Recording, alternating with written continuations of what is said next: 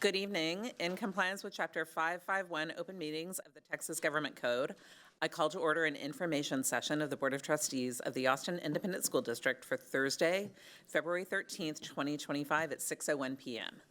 A quorum of the board is physically present at Austin ISD Central Office to conduct this meeting.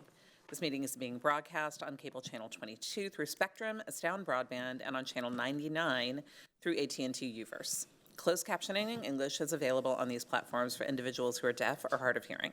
Welcome and thank you for joining us. Next is an opportunity for the public to share comments with the board. This time allows speakers to comment publicly on any topic of their choosing directly to the school board. We have time for up to 60 speakers.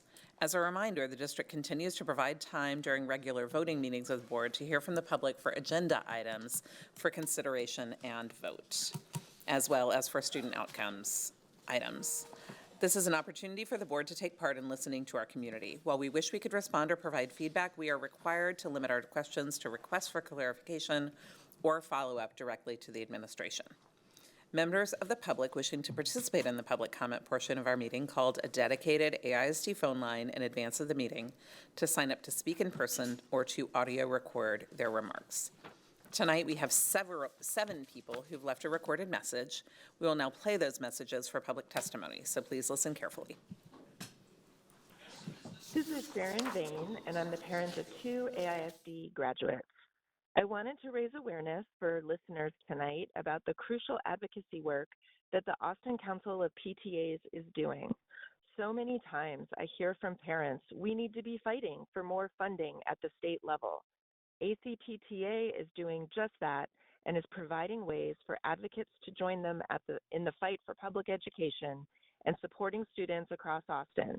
Lots of events at the Capitol are coming up, including the Our House Open House on February 17th and PTA Rally Day on February 24th. Head to austincouncilpta.org to find out more. Thank you. Good evening. This is Trishta Kim. I'm with the Austin Council of PTAs. The ACPTA missed our opportunity last month to call in and recognize the AISD Board of Trustees because it was School Board Appreciation Month. We're calling to do that today. I wanted to call your attention to some work that ACPTA Communications has been busy with. One thing is our weekly communique, which is an email newsletter that goes out to PTA leaders, letting them know about district activities and events. And then we also have social media posts that we're doing regularly to educate our community about advocacy opportunities and about issues like school funding. We would just want to say again, happy School Board Appreciation Month. Thank you so much. Hey y'all, this is Daphne Hofbecker with the ACPTA Advocacy for an update. We're having a great year. Our community is energized, and we're ready to engage on behalf of our beloved teachers in schools. So far this year, my team has hosted a journalism conference, a student journalism conference, supported trustee forums on our campuses, helped build support for Prop 8, registered voters and worked the polls, read holiday cards to elected officials, participated in community panels and spoke at public forums. We've gone to over 30 local PTA meetings, testified at hearings at the State House and SBOE, taken a seat on the AISD Advocacy Council, wrote recaps of all AISD board meetings, wrote letters to the editor, were quoted dozens of times in the media, and hosted a really outstanding education series. Right now, we're prepping for Our House Open House next Monday at the Capitol. Drop in between 1 and 4. We're partnering with area groups to co-host the Save Our Schools rally on the 22nd, and we're taking almost 300 people to the PTA Rally Day on the 24th. Action is the antidote to anxiety, y'all. Join us and find out more at austincouncilpta.org/advocacy. Let's change the world. Hi, my name is Laurie Solis. I'm president of Austin Council of PTAs, the group of volunteers that support all of our PTAs in AISD campuses. We're calling today to give you a brief summary. We have 109 PTAs that we support, 67 of which were in good standing by the deadline of November 1st. Everyone has almost gotten to that finish line, and we've got a couple of more that are just waiting on a couple of requirements and soon to be done, hopefully at the end of the month. We have more than 50% of our PTAs who have seen an increase in their membership this year, which is great. It gives us a louder voice when we go to advocate at any state or federal level. Not only that, Golette Elementary should be highlighted for their Voice for Every Child membership, meaning that they have a member for each one of their students. We also want to give a shout out to Allison Elementary, who met their 100 member mark goal just this week. Thank you for allowing PTAs in your campus the largest group of organized parents, students, teachers, and community members. My name is Janelle Moyes. I'm an Austin ISD parent, and I just want to sing some praise for the Ombudsman's Office. They do a really fantastic job helping take the stress out of figuring out the special education process, and I really appreciate that they exist. So good work, y'all. Thank you. Hi, my name is Jen Wood. I'm the Arts and Education Chair for this year with ACPTA, and I'm reporting on the successful annual program Reflections, which is a national PTA arts program that's been in existence for over 50 years. It allows students in all schools participating in the PTA to submit works of art in one of 6 categories: dance, choreography, film production, literature, music composition, photography, and visual arts. We had a really successful year this year. We had over 131 students who are advancing to state out of Austin. 5 of those students were in what we call the accessible arts category, which is always a category that we want to promote and get more participation in. So 5 students may not sound like a lot, but to us that was a big success. We are working next year further in promoting this program. We want to get more schools involved. Hi, my name is Jenna Bio. I'm a parent and also serve as the advocacy chair on the Austin High PTA board. And every year I depend on the Austin Council PTA to do my role on that board. And I'm calling in today to express my gratitude for that group, especially in this legislative year. I wanted to call in and give a shout out to them. They have worked tirelessly to support all AISD schools and really all of Texas public ed students as we prepare for Rally Day on February 24th. So kudos to them for what is often a thankless job, for the work that they do, and thank you to all of you. This concludes our public comment. Thank you to everyone who called in tonight. Trustees, are there any questions or clarifications? All right. As a reminder, please feel free to share any general comments or questions with the board by email. The email is trustees@austinisd.org. The next item is the president's report, and I want to remind our community that tuition pre-K for registration is now open, and there is a fantastic video on social media that shows you all of the things that our pre-Kers do. It's really fantastic. Historically, Austin ISD hasn't opened up pre-K until April 1st because of state regulations on free pre-K eligibility. But this year we are opening tuition-based seats early so families can secure their seats for high-quality, affordable pre-K. Families can sign up now through March 7th for the early bird lottery. Following that, the main enrollment period will open on April 1st. And as a reminder, all families who qualify for free pre-K are guaranteed a seat for their child. And those spots are reserved and will open April 1st. And I really want to thank the superintendent and the principals and everyone in the administration who worked so hard to figure out a way to balance both of those things so we can have early enough decisions for our families who want to pay for pre-K spots to make it workable and who really want to be in Austin ISD to make that workable. So thank you, everyone, and I'm really excited to see where that leads. So thank you. It makes me wish I had a 4-year-old.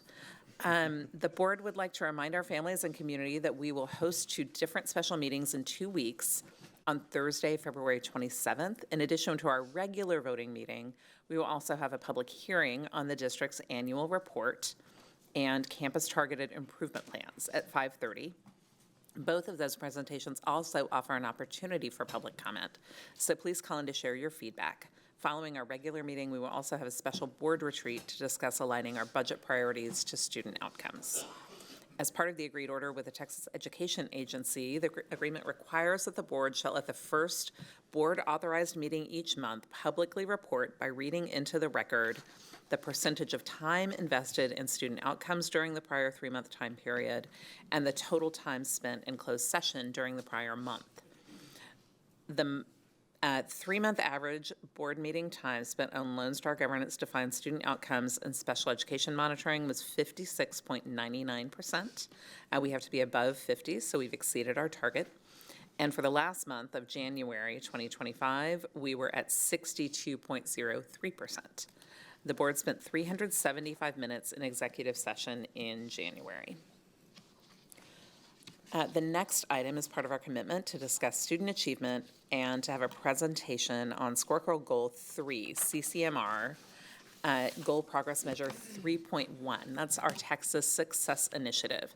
And as part of our commitment to focus on student outcomes, this time counts toward our TEA required student outcome minutes, and we have estimated 60 minutes for our conversation, although this does not have a time limit. Before we hear our presentation, trustees, we need to confirm that our monitoring report is complete. Does anyone have evidence that the elements of an effective monitoring report are not present? All right, so since everyone agrees that the required elements are present, we will turn the floor to Superintendent Segura for the presentation, and thank you to our presenters for being here. Thank you, President Boswell. The team and I will present on the Goal Progress Measure 3.1, Texas Success Initiative. I have joining me here tonight Dr. Angel Wilson, Assistant Superintendent of Secondary Schools, and Ashley Binnicker, Executive Director of Secondary Outcomes. And as we bring up the monitoring report, I just want to remind our families at home and our community following along that we have restructured our monitoring reports from a presentation format to a more of an executive summary with data and actual reporting. And so the structure includes the identification of the actual goal, in this case, Goal 3, College, Career, and Military Readiness, which is the percent of annual graduates who demonstrate CCMR by meeting TSI criteria and at least one of the following items: earning an associate's degree concurrent with graduation, enrolling at a post-secondary institution following graduation, earning an industry-based certification, or earning a Level 1 or Level 2 certificate will increase from 43.7% for the class of 2022 to 54.6% for the class of 2027. The Goal Progress Measure 3.1, the one that we're using to track progress against the goal, is TSI completion, which is the percent of 11th and 12th graders who meet college readiness standards in both math and ELAR. Will increase from 43.6% in June of 2024 to 52.3% by June of 2029. Now, the two district initiatives that this goal monitoring report supports is the Middle School Forward Initiative as well as the Post-Secondary Success Initiative. And as an overview, before I hand it over to the team here, just want to make sure that we acknowledge that AISD's approach to college readiness is grounded in ensuring equitable access to rigorous academic preparation and targeted support. Austin ISD has prioritized initiatives such as early college high school, dual credit opportunities, and integrated test preparation to help students meet Texas Success Initiative, or the TSI, standards in math and ELAR. We emphasize practices that include data-driven interventions, incorporating test preparation into core coursework, including summer bridge programs, which I heard a little bit about a couple of weeks ago, for 9th graders, and SAT, TSI-focused classes for upper grades. Goal Progress Measure 3.1 aligns with the district goals for CCMR by increasing the percent of 11th and 12th graders meeting TSI standards. And we'll talk about this a little bit more during the presentation, but the 11th grade portion of this is new. It's not something that historically or in previous scorecards was measured. 11th grade students across the district will participate in SAT School Day in March. So this is another thing that's unique about this monitoring report. We're actually presenting before one of the big kind of milestones within the school calendar is actually met. So the SAT days, 2 of which occur in March, is really when we'll see a lot of the 11th graders kind of meet the criteria. And so the team will talk about that a little bit here in a moment. Some of the key findings include overall, AISD is making steady progress towards meeting the 2029 target of 52.3% for 11th and 12th graders. But there is still work to be done to ensure consistent growth across all student groups. Students identified as emergent bilingual and students receiving special education services continue to face challenges with their readiness rates significantly below district averages, while African American and Hispanic Latino students are improving, but at a pace that needs acceleration to meet the long-term goals. Additionally, or I should say historically, the state percentage of students who identify as economically disadvantaged meeting TSI criteria has ranged from 32% to 39% in 2022 and 2023. Currently, 49.9% of 12th graders have met the TSI criteria, surpassing the state average, while 9% of 11th graders have met the criteria. Some of the outliers that our team will elaborate on here in a moment include Northeast Early College High School, Navarro Early College High School, and Richards, a school for young women leaders. These are standout campuses with significant growth in TSI completion for specific student groups, including Black, African American, emergent bilingual, special education, and Hispanic Latino students. These schools demonstrate consistent progress across multiple metrics, surpassing district averages in targeted areas. Schools emphasize data-driven strategies, personalized tutoring, and structured support systems. They integrate TSI preparation to coursework and leverage strong partnerships. Partnerships are kind of an ongoing theme. A lot of the support oftentimes is provided by key partnerships and strategic alignments. We will continue developing PLC-type CCMR campus advisory and secondary leadership principal meetings as part of our next steps. This will allow us to share best practices and strategies for supporting students, teachers, and campus culture. We'll also collect best practices and pockets of success from across the district, and those will be instituted on campuses to address gaps in interventions for students at other campuses. Adjustments in testing timelines will be made also in response to our needs. This could include strategically timed TSI testing for students in Algebra 2 and English 2, as well as 9th and 10th grade students who plan to enroll in early college high school, P-TECH, or dual credit courses. Additionally, other adjustments may include expanding the TSI demo account experience to more campuses, refining intervention strategies based on data, and ensuring targeted support for all student groups, particularly emergent bilingual students. And so with that, I'll hand it over to Ashley Binnicker to take us through the data. Good evening, trustees and Superintendent Segura. Dr. Wilson and I are privileged to join you this evening. We're going to pray that I can use this mouse because it's backwards from my computer. So if I do it wrong, just let me know. As the superintendent stated, Goal 3.1 measures the number of 11th and 12th graders who are meeting TSI standards. Students can do that several ways. They can do that through the SAT, the ACT, or the TSI-A2. But before we jump into the data, I want to note that this is the first year that we're doing this with 11th graders included. So that's important. It's very helpful, but it's important for us to know as we look at percentages.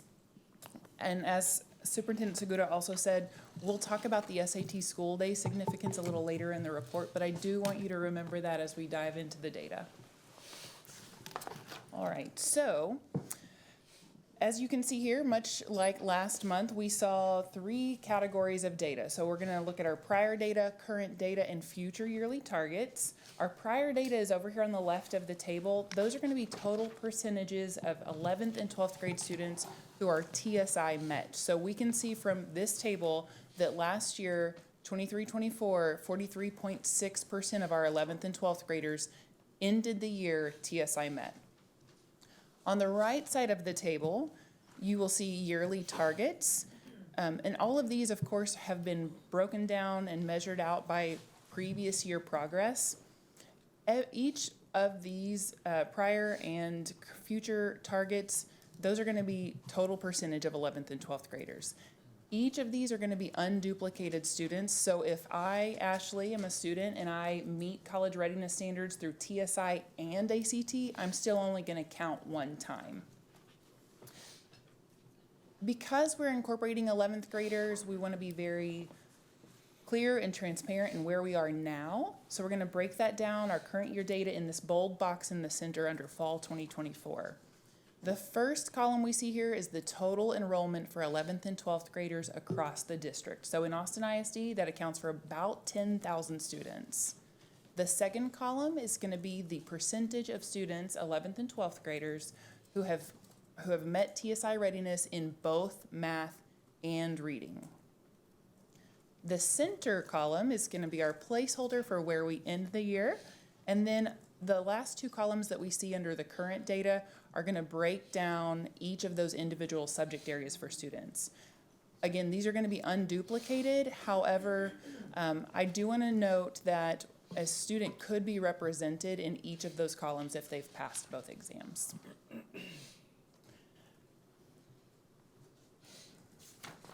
It's hard to do both of these, I'm sorry. There we go. No, I got it. It's good. All right, so moving on to our key takeaways. Let's talk about some of the takeaways that reflect both our progress and our opportunities for growth in meeting Goal 3.1. As a part of our enhanced goal measures, we're now incorporating 11th graders, which is very helpful as we're trying to monitor that progress. It really keeps us in a mindset of not only looking at our seniors, but also making sure that we're making progress in the earlier stages of high school. We also want our students to be able to take these exams whenever they have when it's at the most advantageous time for them, when they feel the most prepared to take the exam. And so because of that, and in response to multiple factors, we're going to adjust our testing timelines and practices on the campuses. One of those we talked about last month, which is the changes from the Texas Higher Education Coordinating Board. They've eliminated our testing of 8th graders, so that's one way that we're changing practices. But another is that they've eliminated the EOC and the EOC star scores and the PSAT scores as eligibility criteria for dual credit courses. So now those students pursuing dual credit opportunities, the TSI is going to be even more important for them. So we want to make sure that we're doing the best we can to support them. We've also recognized that the SAT school day is such an empowering tool for our students. We want to make sure that we're setting them up for success. We have learned that 90% of our students who are met in TSI reading have done so through the SAT. So we know how important that tool is for our students. Also, in an effort to be fiscally responsible, we're adjusting some of our timelines and practices on the campus. We've asked campuses to utilize preparation resources that offer diagnostic tools to help students prior to taking the test the first time. No student wants to go in and fail something the first time and then have to get intervention, so we're trying to do that preparation on the front side before they take the test. And then also we're working closely with secondary academics to embed SAT prep into English 3, which is the year that they would take the SAT, and then also do the same for Algebra 2 for the TSI. Of course, Algebra 2 could be anywhere from their freshman year to their senior year, so there's a big range in which grade they could take it in, but Algebra 2 is a really great time for them to take that. And then, of course, we're working really closely with our campus administrators to identify the best testing timeline and practice for their campus, because we know every campus is different, and while we'll have some parameters for everybody, we want to make sure it works for their campus. And then, of course, I want to acknowledge the positive growth that we are seeing in students identified as emergent bilingual at several campuses, including Navarro, McCallum, and Richards, and Bowie. While their completion rates show an encouraging improvement, we recognize the need for expanded district-supported interventions to help these students continue to grow. Okay. All right, moving on to our root causes, impacting progress towards Goal 3.1, key factors have been identified that require continuous focus and strategic action. First, literacy and numeracy deficits remain foundational challenges for our students. It's not Austin ISD, it's nationwide. And so these skills are critical for success on the TSI assessments and serve as indicators for overall academic preparedness. While resource limitations have been a challenge for us, we're making strong progress by collaborating with our secondary academics department, also our special education department, and our multilingual education department. We're using that collaboration to better equip our students and our teachers. And this collaborative effort focuses on providing targeted instructional resources, identifying appropriate TEKs to seamlessly integrate TSI and SAT preparation into daily lessons, which makes a better experience and learning experience for our students. For some students, we've identified that the misalignment between content and testing timelines has been very impactful. So just as we've said, we're trying to adjust that to make sure that it's in the most impactful content time for those students to take an assessment. And then we also know that language and learning barriers continue to impact our students identified as emergent bilingual and those students receiving special education services. Understanding and addressing these root causes will be critical as we work together and continue strengthening equitable and effective pathways for our students to succeed. And now Dr. Wilson will take our outliers. All right, good evening, trustees and Superintendent Seguda. The next phase of this report offers valuable insight into what's working well across our campuses, and it also offers models and pockets of success for us to replicate across other campuses within the district as we promote college career readiness for all students. In the context of this report, as mentioned before by Superintendent Seguda and Ms. Benneker, we will highlight 3 campuses for this evening: Northeast Early College High School, Navarro Early College High School, and Ann Richards School for Young Women Leaders. They stand out as proactive approaches because of their robust systems of support and targeted interventions to service one or more of the student groups that we are tracking and hoping to close the gaps with identified areas. So these schools demonstrate how thoughtful strategies tailored to specific student needs can drive academic success and address equity gaps. So let's take a closer look at these highlighted campuses. The first one is Northeast Early College High School. Northeast, for some background information, this is one of our Band 1 campuses when you think about the School Resource Index and how we've categorized campuses that are most in need of support based on certain criteria. Northeast would serve as one of our Band 1 campuses. Principal Neal is entering his 3rd year as principal at Northeast Early College High School. He began as a first-year principal there, so we're happy to have him here for 3 consecutive years.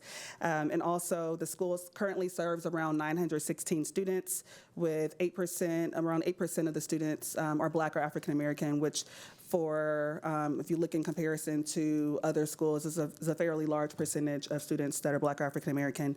92% of students are identified as economically disadvantaged, and around 66% of students are identified as emergent bilingual students.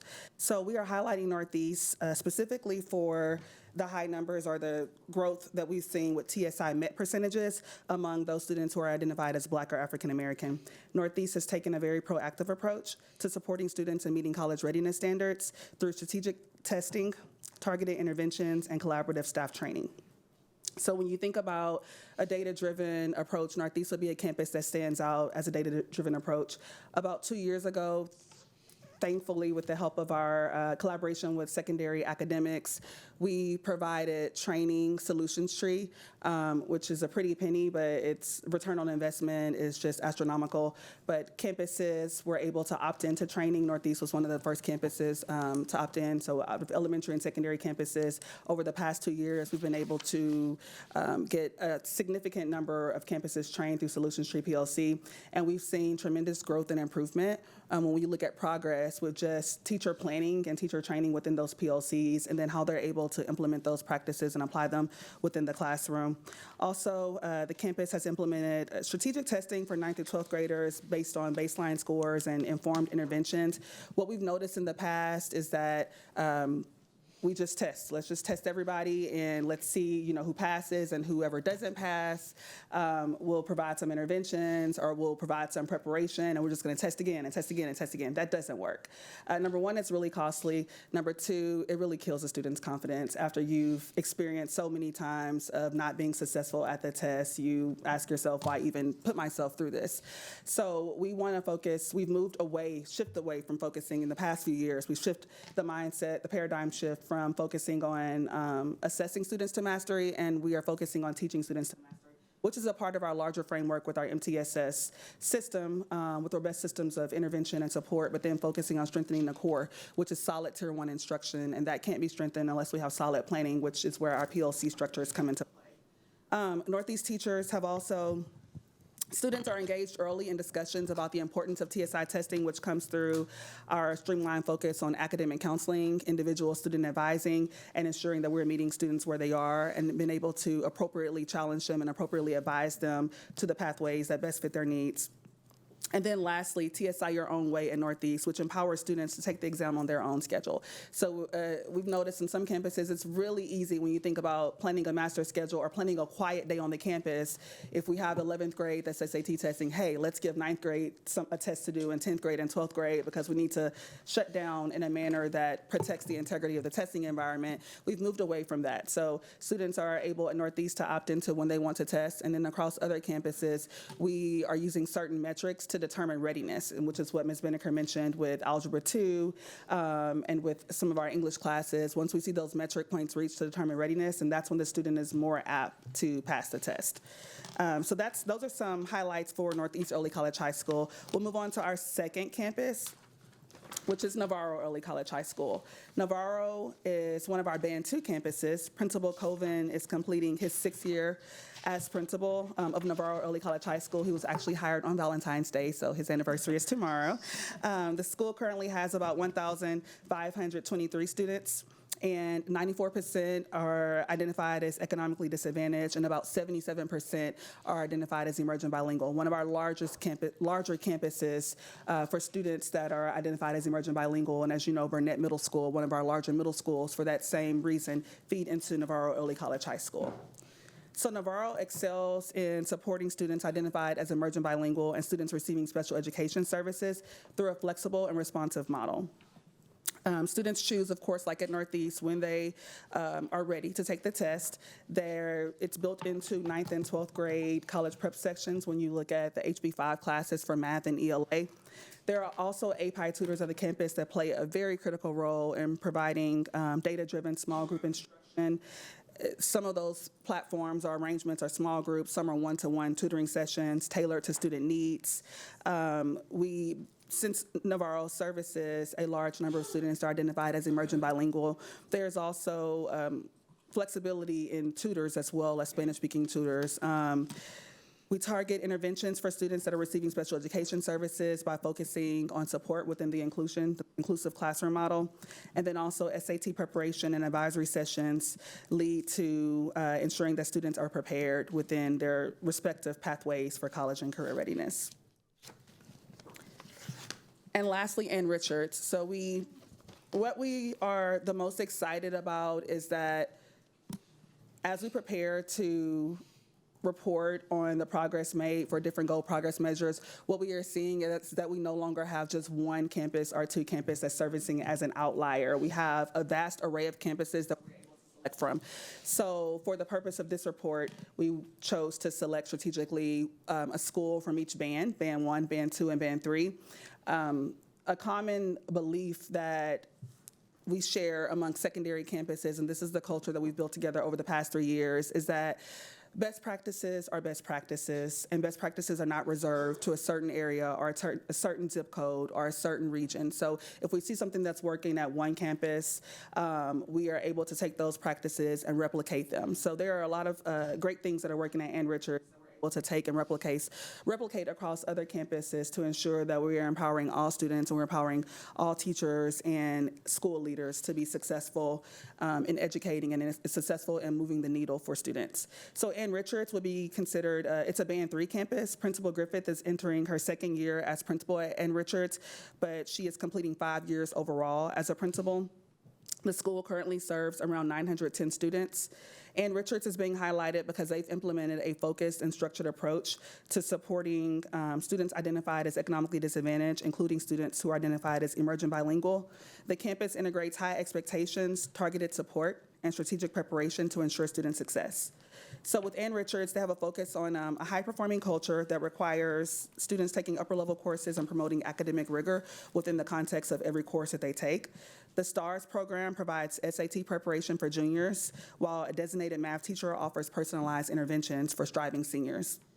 Tailored testing environments help to reduce distractions for students, and it also helps with the readiness and when we seamlessly integrate certain practices and strategies within the coursework. One of the things that Ann Richards also does a great job at is they have what's called problem-solving arts, which basically means if a student is receiving special education services and we notice that they may be struggling with academic difficulty in a certain area, this normally is surfaces when we look at the course grades. They immediately go to art and what's called a problem-solving art, and they bring all the key players to the table and are able to strategize in a very strategic way that's individualized for the students on what supports the student needs to have adjusted, enhanced, or maybe added to the course of the instruction, or what learning modality best fits for the student, so that way that they're able to be successful as well. So these are just 3 campuses, one from each one of our bands, and these campuses exemplify how intentional multi-level support systems can create pathways for college readiness. Their innovative practices and commitment to equity offer valuable lessons for other schools as we continue to build upon these successes across the district. Right. And the last part of our monitoring report focuses on current progress and our plan forward. Looking ahead, our plan forward builds on current successes while also addressing areas for growth to ensure that every student is prepared for college readiness. We are currently focused on scaling the focus, leveraging best practices across campus, enhancing instructional strategies, and expanding access to critical resources. The key elements of our work include, first and foremost, collaboration and best practice sharing, as you've probably heard several times throughout this presentation. Our CCMR, Campus Advisory and Secondary Leadership meetings, we use those meetings to provide a space for us to share effective strategies for student success and teacher development. We also facilitate professional learning communities for administrators and college and career-focused staff to exchange ideas and strategies. And we use these practices within the course of our secondary level principals meetings and roundtable meetings for principals to learn, to have a community where they share out, and to also take those practices back and apply them within the course of their day-to-day work. Enhanced teacher professional development. We are providing immersive TSI experiences that allow teachers to better understand and prepare students for assessments by taking the exams themselves. This may seem like something that is just common nature, but it's not. It's a practice that we've adapted, and teachers are putting their eyes on the test and able to see themselves the challenges, the rigor, and how times have changed since when they were students. And that is able to encourages teachers to backwards design plan, to begin with the end in mind, and apply these practices within the course of the instruction so that students are able to be successful. Increased access to instructional resources and targeted student interventions. We are strengthening support at the core for students and their success with TSI A2 by collaborating with API and other partners for small group tutoring and targeted academic assistance, offering additional preparation opportunities for math and ELAR assessments, including interventions, curriculum integration, and progress monitoring. We are also expanding the use of certain tools within the classroom, such as AP Classroom, Avid Strategies, and other platforms to provide curriculum support that is aligned with what students are expected to perform and apply themselves to at the end. And then finally, through the ongoing use of training for our CCMR dashboard, campus leaders are tracking progress towards goals and identifying areas needed for targeted intervention. With a proactive and collaborative approach, we're confident that these actions will drive meaningful progress and ensure that all students have the support needed to achieve college readiness. At this time, we are ready for a question and answer. We're ready for a collaborative discussion. Excellent. So are we. Thank you. Thank you to our superintendent, to our presenters today. We're now opening the floor for our monitoring conversation. As a reminder, the trustees have asked questions that are of technical or tactical nature before tonight's meeting. Those questions and their answers are posted with the agenda materials for the public to see, and you'll find those at www.austinisd.org board/meetings, or you can look up Austin ISD board docs and find it. Our questions during the meeting will be of strategic nature, meaning we will ask questions to help us understand how the reality for our students is aligning with our vision. Trustee Quintana? Thank you. I remember the SAT course from Ann Richards and was surprised that not every school had it when I graduated or was in school. And I just now, in retrospect, I never asked as an 11th grader, but how do they pay to have that course? How does Ann Richards pay to have it? How did, like,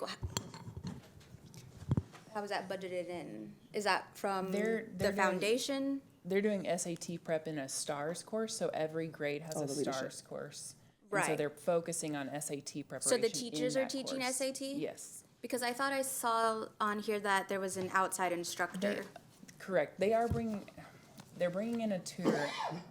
I can probably get this information later for you. They're bringing in a tutor, especially in the spring, right before they do the SAT, but they've embedded that into that course. Okay, They could be usually utilizing their CCMR funds to do that, but that's a good question. okay. So- Yeah, I would love to know because I mean, it benefited me so much. I took the SAT 3 times and having all of that extra tutoring really helped. And so I would love to see how we can get it into our other high schools. So what's unique about Ann Richards is the foundation provides a lot of support to the campus, and I am aware of multiple avenues that provide that support, and one of them is for SAT prep. I'm not sure specifically kind of how the dollars flow, but I do know that much of that support comes through the foundation for those things that we can't cover, which is why you don't see that same resource applied to every school. It is unique to Ann Richards, the additional support, I should say. I can get some additional information and send it your way Yeah. or to the board. That's what I figured, but I thought I'd ask just in case. Wishful thinking. Trustees, do we have other questions? Trustee Hunter? No, I think we can. Yes, let me get over there. Looking at page 5 under root cause analysis, given the acknowledgement of limited curriculum resources as a key issue, and this is you kind of addressed it under the initiatives and the plan forward, but not clearly that I understand. But given the acknowledgement of limited curriculum resources as a key issue, what is the district's plan for investing in curriculum development and providing additional instructional materials to support teachers in addressing the gap? And you mentioned like Khan Academy, Avid, and IXL, but it doesn't really talk about like scaling it up and out for everybody. No, that's a great question. So we are going to utilize IXL in the courses that we talked about, providing that diagnostic tool before students will take the exam. It's also a great intervention tool, but primarily I would say our work and our collaboration with the secondary academics team, they're building in TSI related TEKs and checkpoints within the scope and sequence. And so, for example, our college prep courses, which students would take as a senior if they have not been made TSI complete, they're building everything into that. So they're going backwards and building useful tools and TSI skills into the coursework. So Algebra 2 is a good example. English 3, we've debated highly between English 2 and English 3. We think English 3 is the best time to do that. But the academics team is really working hard with us and special education and multilingual education to make sure that we're putting those TSI skills into the scope and sequence in the lesson plans. And this is currently reflected. So with the 24-25 curriculum documents, they were updated for math. And it reflects the TSI skills covered in each high school math course. Perfect. Thank you so much. Trustee Singh? Thank you so much for this information. I really love the appendix on page 10. And so I've got a question, which is, and so hats off to Northeast for, some of the good work that's happening there for sure. I was curious, so if I'm reading this correctly, it looks like, 21% of our Black students at Northeast passed both sections of the TSI, is that correct? Okay, that's interesting, because that's actually higher than many of the schools in other bands, like, that's more than what we see at, like, let's see, like Eastside, LBJ, Travis, Aikens, Crockett, equal to Navarro, more, so our Black, could you say that like our Black students are performing better on the TSI at Northeast than they are at like Anderson, where it's 11%? I just want to make sure I'm interpreting that correctly.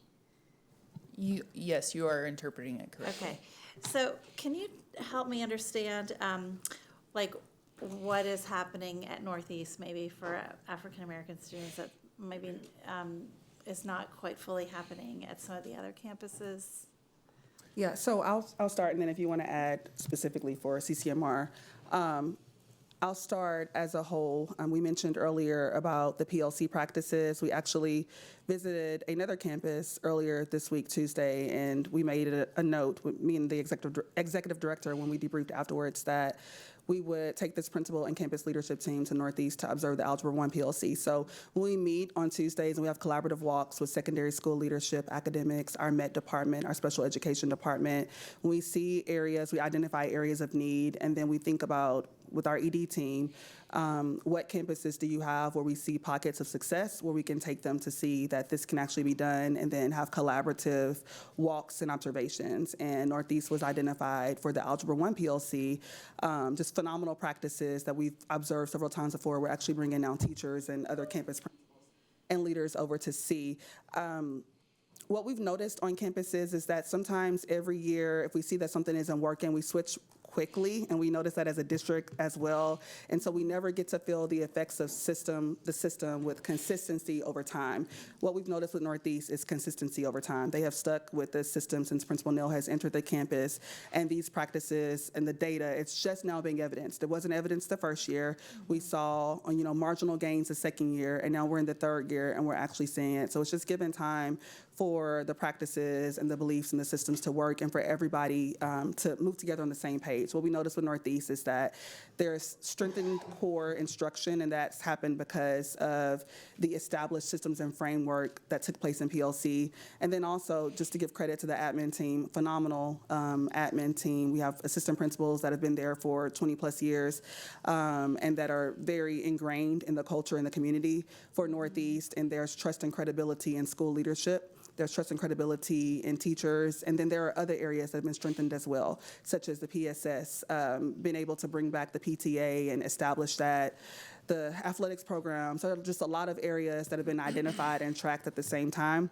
Also, Principal Neal has I don't know the name of it. I call it targeted list, but that's probably the wrong name. But he has a list of students that he checks in with regularly that are frequent flyers for like excessive absences or for whatever reason, and has individual check-ins with them and just building relationships. I think each person on the admin team has that.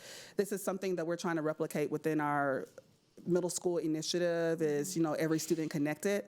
And that piece is really vital for school improvement. When those relationships are built, when kids know that somebody's going to know that they're not coming to school or they're absent, when they have a trusted adult that they can connect to, it really helps to lift all ships.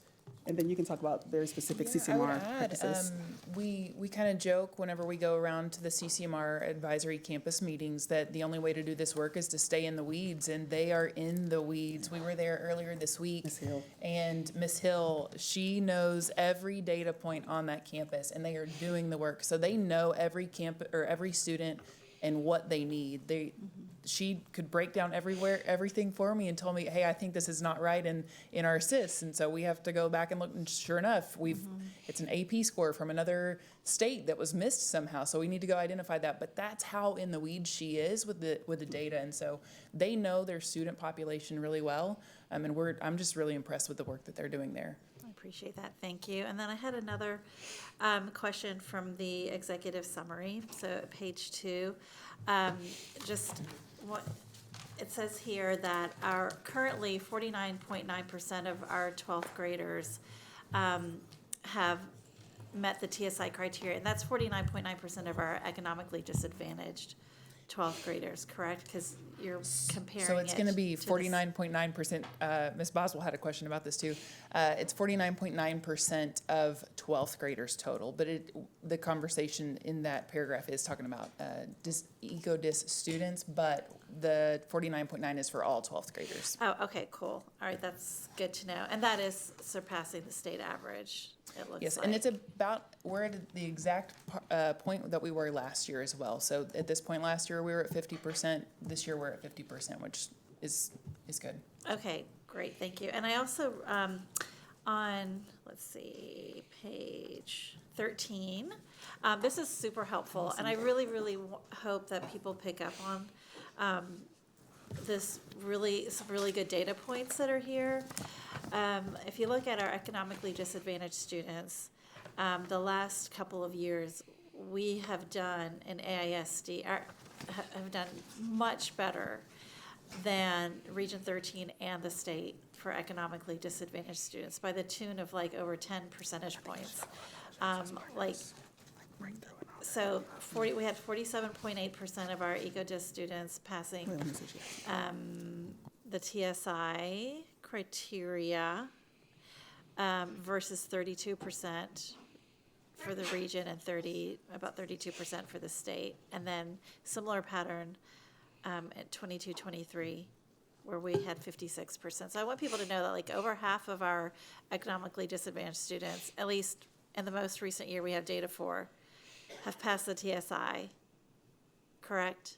Like I'm interpreting this Are correctly. we talking about the top table here on page 13? Page 13, Okay. yeah.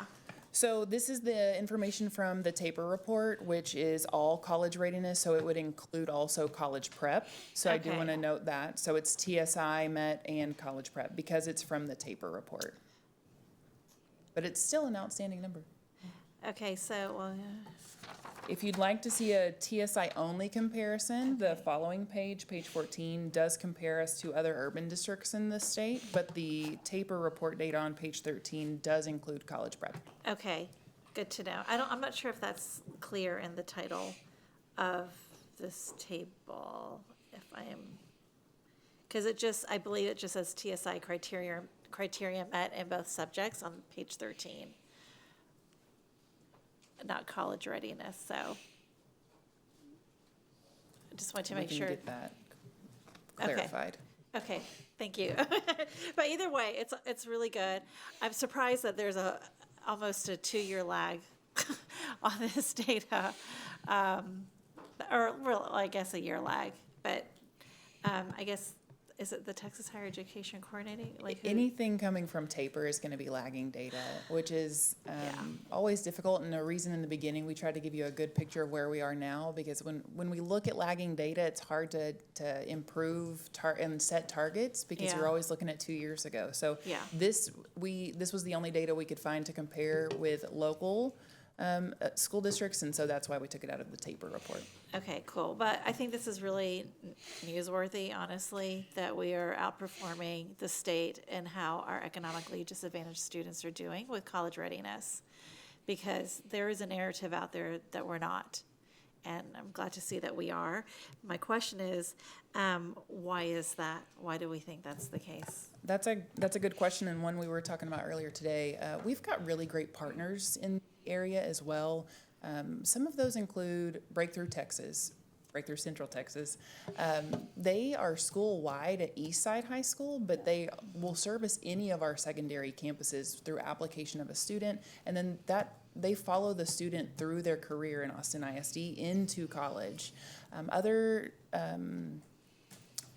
college partners are communities and schools. Do you want to talk about that one? Yeah, well, with the Breakthrough, we were just at Eastside on Tuesday, and so we were able to see an entire group of the Breakthrough partners supporting students. They are actually, they have a caseload of about 50 students to every partner, and they give support for school-wide, but specifically when you think about college and career focus, I know, Trustee Quintana, you asked about Ann Richards, and I think there are creative approaches that are evidenced on each campus. So like Ann Richards doesn't have Breakthrough, but Eastside does. So when partners come to us and they ask, what campus, or when Michelle Wallace with OID comes to us and she asks, what campuses should we support for Cary? What should we support for this? We immediately reference everyone to our school resource index and band 1. So you'll notice that band 1 campuses, first and foremost, you'll see them CIS there, you will see Cary there, you will see Breakthrough. That is our reference point, and people are now understanding and speaking that same language. Like we already know which campuses you're going to tell us, Dr. Wilson.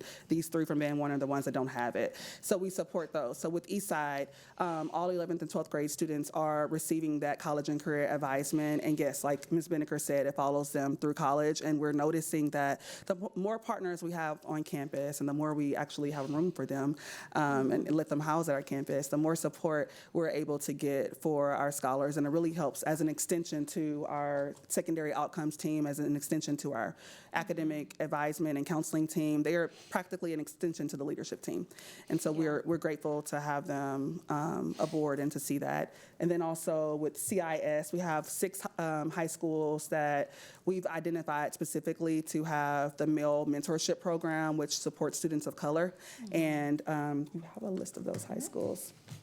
Yeah, so these high schools receive this intensive individualized support, and this invariably affects the academic component. We were just at Burnett Middle School with Superintendent Seguda and team for the community and staff meeting, and we had a very extensive conversation with staff and explained to them that things that are direct variables that affect and impact student achievement aren't necessarily the first things we think of, which is student intervention, small group instruction, and Tier 1 instruction. We think about Maslow's hierarchy of needs, and those basic needs have to be met. And so it's all of these coordinated supports that are impacted and are able to affect those areas as well, those 6 schools. The 6 schools are Aikens, Eastside, Navarro, Northeast, Travis, and Crockett. So they have the CIS male mentorship for students of color. And then there are various other partners that we could name and identify, but we're noticing that the more schools have wraparound resources and supports, the more successful they are. And it also eliminates teacher burnout and really helps with teacher retention and school leader retention. Wow. I mean, go ahead. Well, I was going to say, I think Dr. Wilson brought up a really good point that I think is worth reinforcing, and that's over the last year and a half, maybe 2 years, we've been really trying to ensure that any opportunity with a partnership has a meaningful placement. There were times in the past where a partner would come and they would almost choose a school, and they would be placed. Now I think being proactive and aligning the initiatives, aligning the work, and saying, okay, this is the type of partner, this is where we need them. Let's work with OID and let's make that a reality. It's a very different approach. Sometimes you kind of almost say no because you don't necessarily need the placement, even though someone is trying to perhaps provide support. And so I just think that's another example of how true alignment actually will help us long term be sustainable. It's exciting to start seeing the results of your efforts and the team's efforts. The other thing I just want to call out here is SPED, because that is such a focus for us right now. But our students who receive special education services are outperforming the state 2-to-1 on college readiness. So it's 22% versus 10 or 11% at the state level 2 years ago or 3 years ago, and then 2 years ago was 30% versus 15%. That's pretty cool, y'all. It's so nice to see, we're doing, yay, things are happening, and I hope we can very quickly when do we expect to get that data for last year? With the taper, it's always going to be a year lagging, so we'll get it probably next fall. Oh, good. Okay, well. That's fun. We did pull some numbers for special education, and within Austin ISD, we have about 14% of students that are receiving special education services, and within that 14%, about 47% of those students, it's due to a learning disability as the primary reason why they've been identified. And so we've just been working closely with school leaders and principals to effectively train those teams and effectively train teachers. About 67% of secondary principals are between 1 to 3 years of principalship. 5 years ago, this number would have been flipped and inverted. We had an icebreaker at our last principals meeting, and it was in this room, actually. It was 4 corners, and we split them up just for a little team builder and said, principals 1 to 3 years, get in this corner, 5 to 8, 6 to 15, 20 plus veterans over here. And the 1 to 3 years corner, half the room migrated there. Years ago, or maybe 5 or 6 years ago, we would have had to do a 1 to 10 years corner or whatever, but we had to decrease the number because we knew so many people would matriculate. And in our veterans corner, we probably had 3 principals that were in that corner. So it just shows the shift, but it also shows the work that's been done, because this year is the first year in 3 years as well to where we've just high retention rate when it comes to our principals, maybe 2 or 3 principals left, and it was due to retirement or to other advanced opportunities internally. But we are noticing that principals are beginning to trust each other, trust the work that's going going on and just share in best practices and in collaboration to build off of those strengths. But it really is like downloading, and pouring into principals. It takes a lot for the executive director team. It's like working with a first-year teacher. It takes a lot of time and effort. You increase your time on these campuses with first-year principals. In the past, we've tiered campuses just based on academic standing. So, if you're this rating, you're going to be a Tier 3 campus and you're going to get this increased support. Now it doesn't look like that. We have high-flying campuses with first-year principals. That's still a Tier 3 campus as far as we're concerned, because we want to retain and grow and develop this principal. They deserve that level of coaching and support. And so principals have been very appreciative of that support. Some of them have said, we've never had, our ED come and, because we're just a campus that does well, but every person deserves a coach. Every principal deserves a coach. And that mentorship and support is making its way to the teachers and to the classes and to our leaders that we're growing through the pipeline. And Dr. Wilson, just to be clear, 2 to 3 was secondary. We also had 2 to 3 in elementary as well. So as far as principals that were new this year. Oh, yes. So I just want, because the number is around 7, which is still really, really, really good. Just to be clear about it, when she said that, I just want to make sure it was clear that it was secondary. And just the last thing I want to say is, can you repeat, Ms. Binnicker, again, like what this table is actually showing on 13 if it's Showing not TSA? college readiness. Okay, so it that's can include defined our as- college prep. So TSI Met, and then also our college prep courses. Okay, thank you. You're welcome.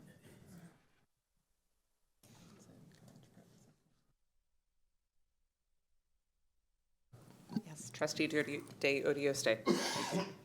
On page 10, if I'm reading this correctly, for the campus level breakdown, the disparity for the SPED, do we know more specifically or have an idea of what's working so well on the Tier 3 and 4? And for the best practices that we're sharing, how are we ensuring that those are transferable to the other campuses, I guess? How are we approaching that? Yeah, so we still have a lot of room to grow in every area, specifically in the area of special education, when it comes to servicing students and when it comes to teachers not planning in silos, and changing the mindset, which is also a paradigm shift of seeing all students as our students and being able to share in those practices because they aren't designated for a certain setting or a certain, classroom. And so one of the things we noticed when we were at Eastside earlier this week, we actually are being intentional now about not just observing classrooms, but we're being very specific about where we go. So for spring semester observations, we are observing intervention classes, intervention settings only, and PLC settings. And so it's really, really changed the shift of how we're able to coach and provide feedback to leaders in the moment. We observed college prep classes on Tuesday, and we also observed the PLC. And what we noticed at the PLC at Eastside, the math PLC, is we were excited because special education teachers were in the room. And they were collaboratively planning and sharing best practices and instructional strategies that they would be implementing for the next week's lesson or the next unit lesson. I cannot say that this is happening everywhere. It is happening at a lot of our campuses because we are pushing that focus. And the more we say we're going to come in and observe specifically this, then we see those, best practices being leveraged. So this is one thing that we are leveraging at our next meeting, March principals meeting, is to have those principals share out. Once the master schedule is set, it's really hard to have wiggle room. So we're having those conversations now because we are creating and planning the master schedules for next school year. So now we have an expectation that on the master schedule, we need to see somewhere in here where you have leveraged real estate for those conversations to happen because it's not going to happen organically. There's too much that goes on in a day, and if the time isn't set for teachers to collaborate together, then it won't happen. So just being intentional about what we are expecting when we approve and look at master schedules and ensuring that teachers are of certain settings or teachers of certain preps, certain departments are off at the same time to be able to engage in those high-level conversations for planning. A lot of that comes with the integration in PLC, and then that makes its way to the classroom with best practices. So then, kind of along those lines, in the report you mentioned Ann Richards and the problem-solving arts that they're doing. And so how can we, do things that are maybe not, I don't know if that's a formal process or how that campus decided that approach. How's that something that we can generalize across more campuses? Yeah, that's a really good question. So that's one of our collaborative breakout sessions that we'll have in March for our principals meetings, and then executive directors are able to take that learning and ensure that it's applied. I will say problem-solving arts, other campuses, it may be under the guise of ECST, the regular child study team meetings that we have weekly. However, this is specifically for students receiving special education services. ECST would encompass all. So just making sure that we have that streamlined focus on special education, because we don't want students to get lost in the shuffle. They may appear here at the ECST meeting, they may appear here. I think for Ann Richards, it's like, this is the place where we know for sure we will ensure that all students receiving special education services are monitored, supported, and that adjustments are made. And so we'll be able to leverage those best practices across different campuses and refine things that they already have in place, but ensuring that 100% of students receiving special education services are accounted for in those numbers. Yeah, that's great to hear, because, I mean, it's just so stark, the differences on some of those campuses, so you can clearly tell something's working there that we need to spread around. But I appreciate that. Thank you. Anyone else? All right, I have a couple. Thank you, and I want to thank Trustee Singh for talking about page 13 and that information in the appendix, because that was such a standout, and it's so exciting. You know, it's important to talk about what's not working, and it's so exciting to have things that are working well. So thank you for that rich discussion, and really excited that we can highlight that. I have a question about the data at the table at the very bottom of page 12, the fall 2024 data from this year. You know, really appreciate you bringing something we can look at to predict. And I think it's really notable to me that in 11th grade, the students are doing better in math than reading, and in 12th grade, they're doing better in reading than math. And wondering if you have an understanding of what we're seeing there and why. I want to make sure I understand your question. So you're wondering why in 11th grade they're doing better in math, and then 12th grade. I'm going to put this back on the SAT school day. Okay. The SAT school day does not rely on a writing component, and the TSI does. And so a student, if they're showing up as TSI met at this point in 11th grade, it's because they've relied on the TSI or they haven't taken anything. So they would be, any other student that could have failed the TSI could have done so because of the writing component. Again, 90% of our students are meeting that criteria through the SAT, which is outstanding. I think it's a really amazing thing that we've identified, and it's enabled us to use that as a tool and to really target our work towards SAT. Thank you, that's helpful, and that makes sense. No, I was just going to say, President Boswell, it'd be interesting to see, I guess, at the time we have the information, kind of what the comparison looks like for each cohort, the 11th and 12th graders, to see what that difference is. But thank you for answering the question. It will be. Thank you. And when do we expect to have the results? The test is in March. When? How soon do we have those results? The test is either March 4th or March 26th, depending on the campus. So late April is our best guess right now. But we are as eager as you are to find out how we're going to do that day. Good. Thank you. I will be excited to see it. Thank you. And then I have a comment on page 8 in the plan forward, and just want to highlight for our community that there is a 5-year plan here. Yes.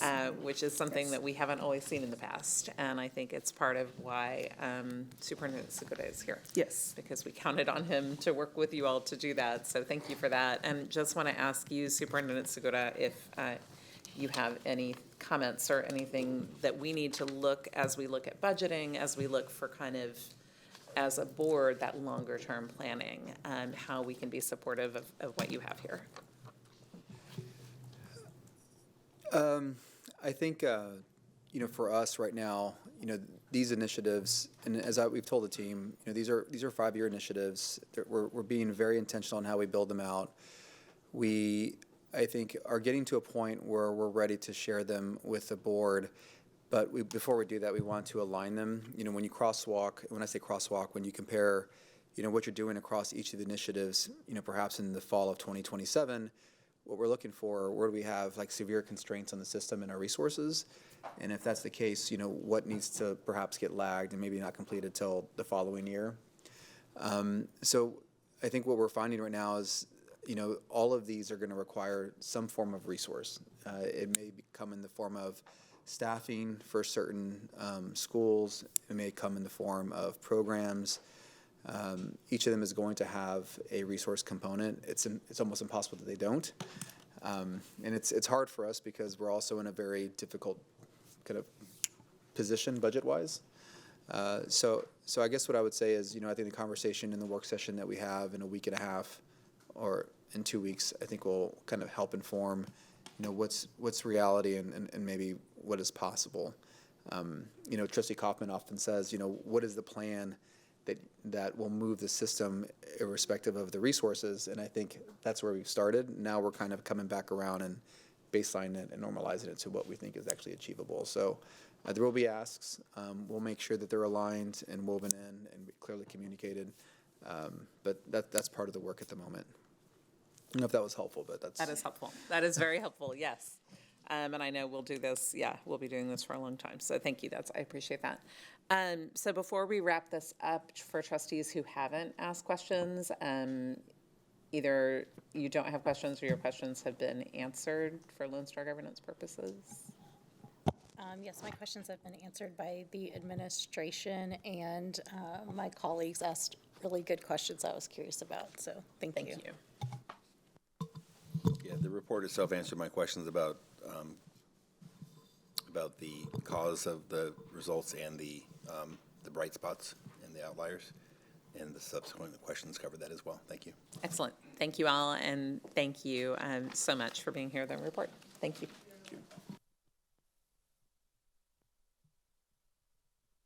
So thank you, trustees, for this productive conversation. And now we must vote on whether or not we accept this monitoring report.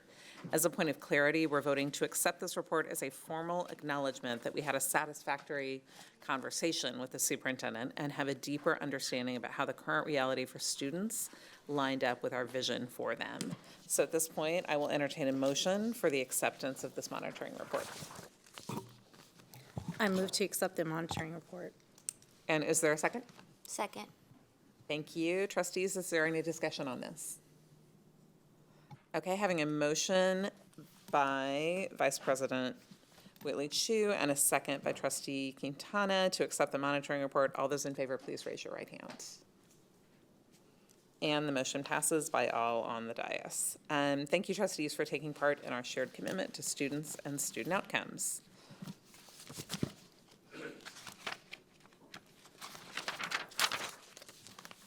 Our next item is the scorecard constraint for early learning and the constraint progress measures 4.1. And as a scorecard constraint, based on the LSG requirements, this is neutral time. The presentation has been recorded and is available to trustees and the public through a link in the agenda item, and we've scheduled 30 minutes for tonight's discussion. And before our discussion, we need to confirm that our monitoring report is complete. Does anyone have evidence that the elements of an effective monitoring report are not present? So since everyone agrees that the recorded elements are present, we will turn over the floor to Superintendent Segura. Thank you. Thank you, President Boswell. And as you mentioned, Constraint Progress Measure 4.1, which is early learning walkthroughs, it's in support of Constraint 4, which is early learning. For those that may not be familiar, for constraints, we, as President Boswell said, those are posted online. They're on YouTube. Dr. Maxwell and Ms. Petrozzini did a fantastic job communicating the findings of the constraint. The constraint itself, the superintendent shall not require or support developmentally inappropriate practices or assessments in early childhood through second grade. The Constraint Progress Measure 4.1, which is identified by the board and approved in the scorecard, is early education classroom practices. And the Constraint Progress Measure reads, the percent of early education, pre-K through 2, teachers averaging at least a 3.5 overall observation score on formal observation portion of the instructional practices section of the Professional Pathways for Teachers, or PPFT, appraisal system will increase from a baseline in June 2025 to X in 2029. This is one of those unique constraint progress measures that previously had not been measured, and so we're using this year to create a really targets for the next 5 years. As As we often talk about, all of the work is aligned to overall initiatives. This one is most aligned and supported by the Early Learning Initiative. And Ms. Petrozzini is here, Executive Director within Academics, to answer any questions that the board may have regarding the presentation. Trustees, thank you, Superintendent Segura, and we'll now open the floor for our monitoring conversation. And as a reminder, again, we have asked questions that are technical or tactical nature before tonight's meetings, and you can find those questions and answers posted with the agenda on board docs for the public to see. Our questions during the meeting will be of strategic nature, meaning we will ask questions to help us understand how the reality for our students is aligning with our vision. Do we have any questions about tonight's constraint monitoring report? Yes, I'd like to give you the opportunity to talk about any really exciting bright spots that we're seeing during these observations. So, thank you so much for that question. Good evening, Board of Trustees, Superintendent Segura. It's nice to be here. You know, as we've sort of looked through all of this, we started to really think deeply about the data that we're gathering around this, because that has presented some challenges in terms of what we intended to measure and then aligning it with practices that will actually improve student outcomes in a developmentally appropriate way. There are definitely some bright spots that we see in terms of strengths. We see a lot of promising practices in routines and procedures and classroom environment.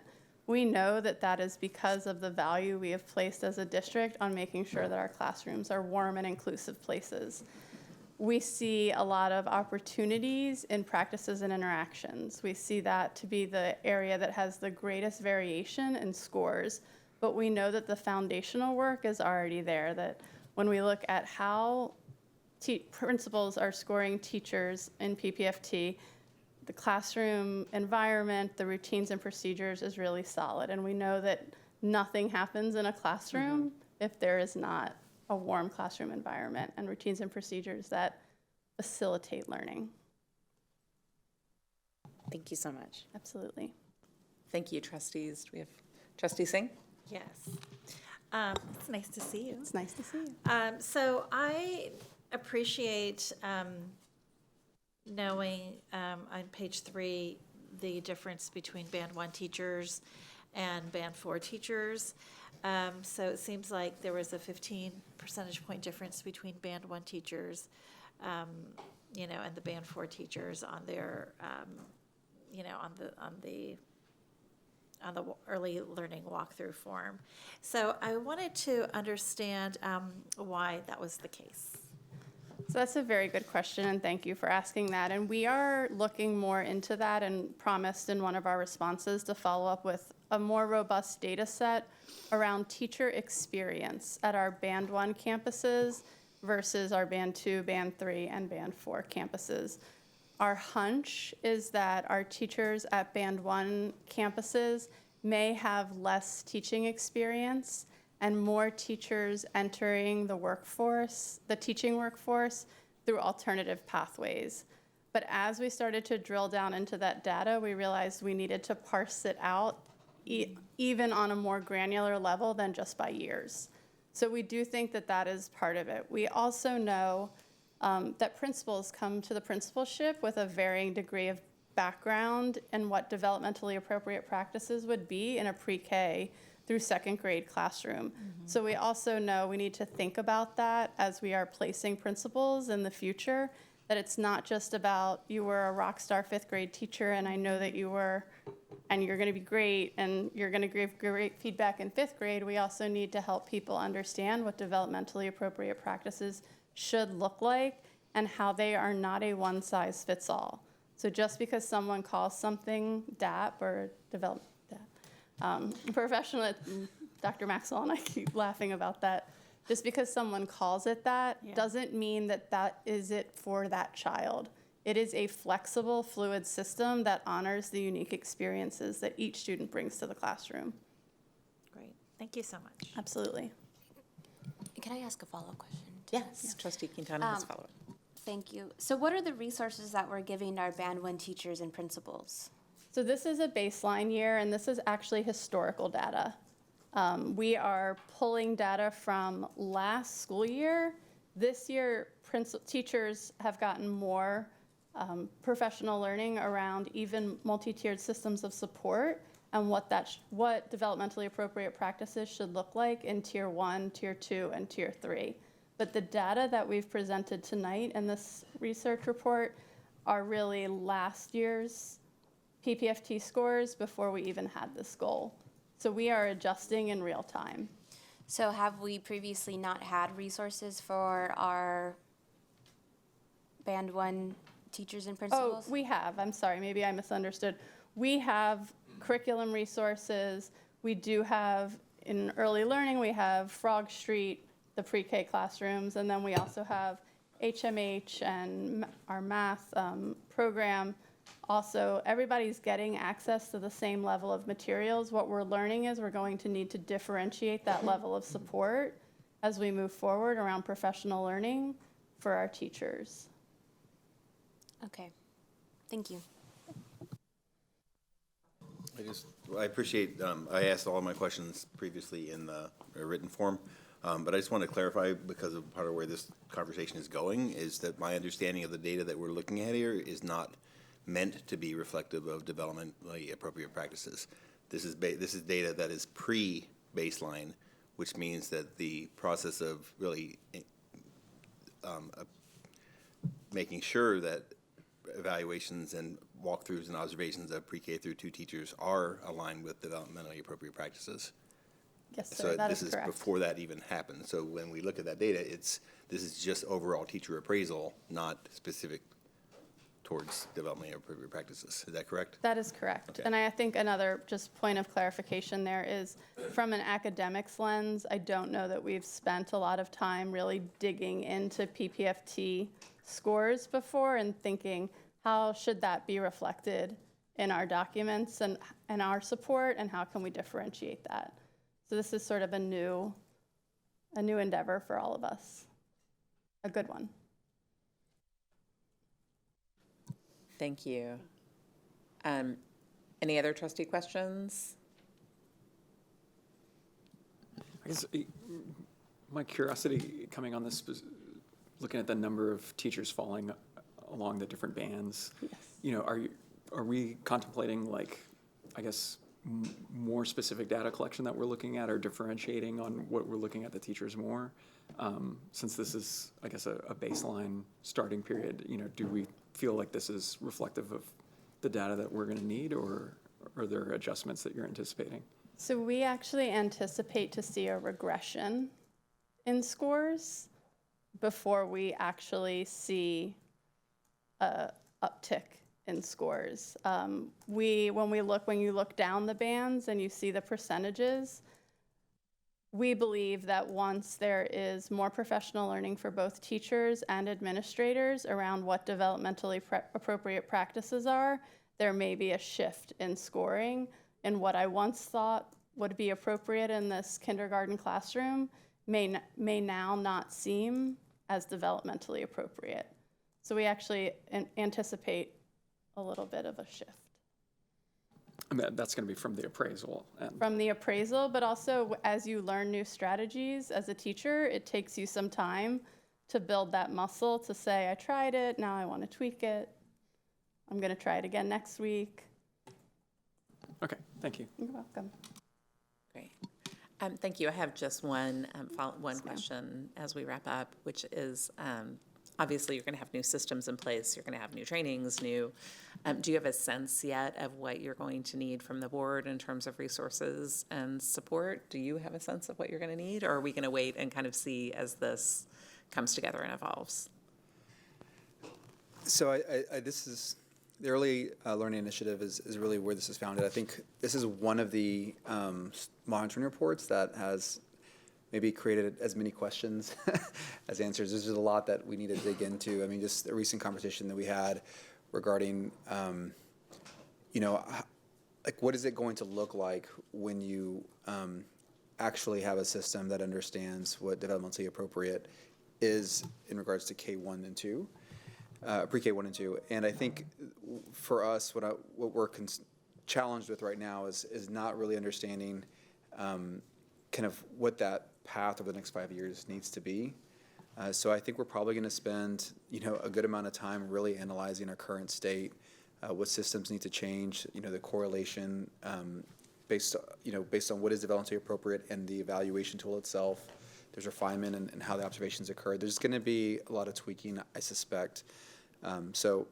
I can't say for certain what it's going to look like. I know the teams we've been restructuring ourselves. We've been adding resources within the division to be able to tackle this work. But we'll know fairly soon kind of what that's going to look like specifically for the next 2 years. Thank you very much. Absolutely. Yeah, thank you, trustees. Trustee Gonzalez, do you have a question about this this constraint report? Have your questions been asked and answered? They have. Okay, good, thank you. Well, thank you, Superintendent Segura. Thank you, Ms. Petrozzini. Really appreciate all of this. And thank you, trustees, for the conversation. So once again, it's time to vote on whether or not we will accept the monitoring report. And as a point of clarity, we're voting to accept this report as a formal acknowledgement that we had a satisfactory conversation with the superintendent and have a deeper understanding about how the current reality for students lines up with our vision for them. And at this point, I will entertain a motion for the acceptance of this report. I move that we accept the report. Thank you, Secretary Gonzalez. Is there a second? I second. Thank you, Trustee Quintana. So having a motion by Secretary Gonzalez and a second by Trustee Quintana to accept the monitoring report, all those in favor, please raise your right hand. And the motion passes by all those on the dais. Thank you to all my trustee colleagues for taking part in our shared commitment to students and student outcomes.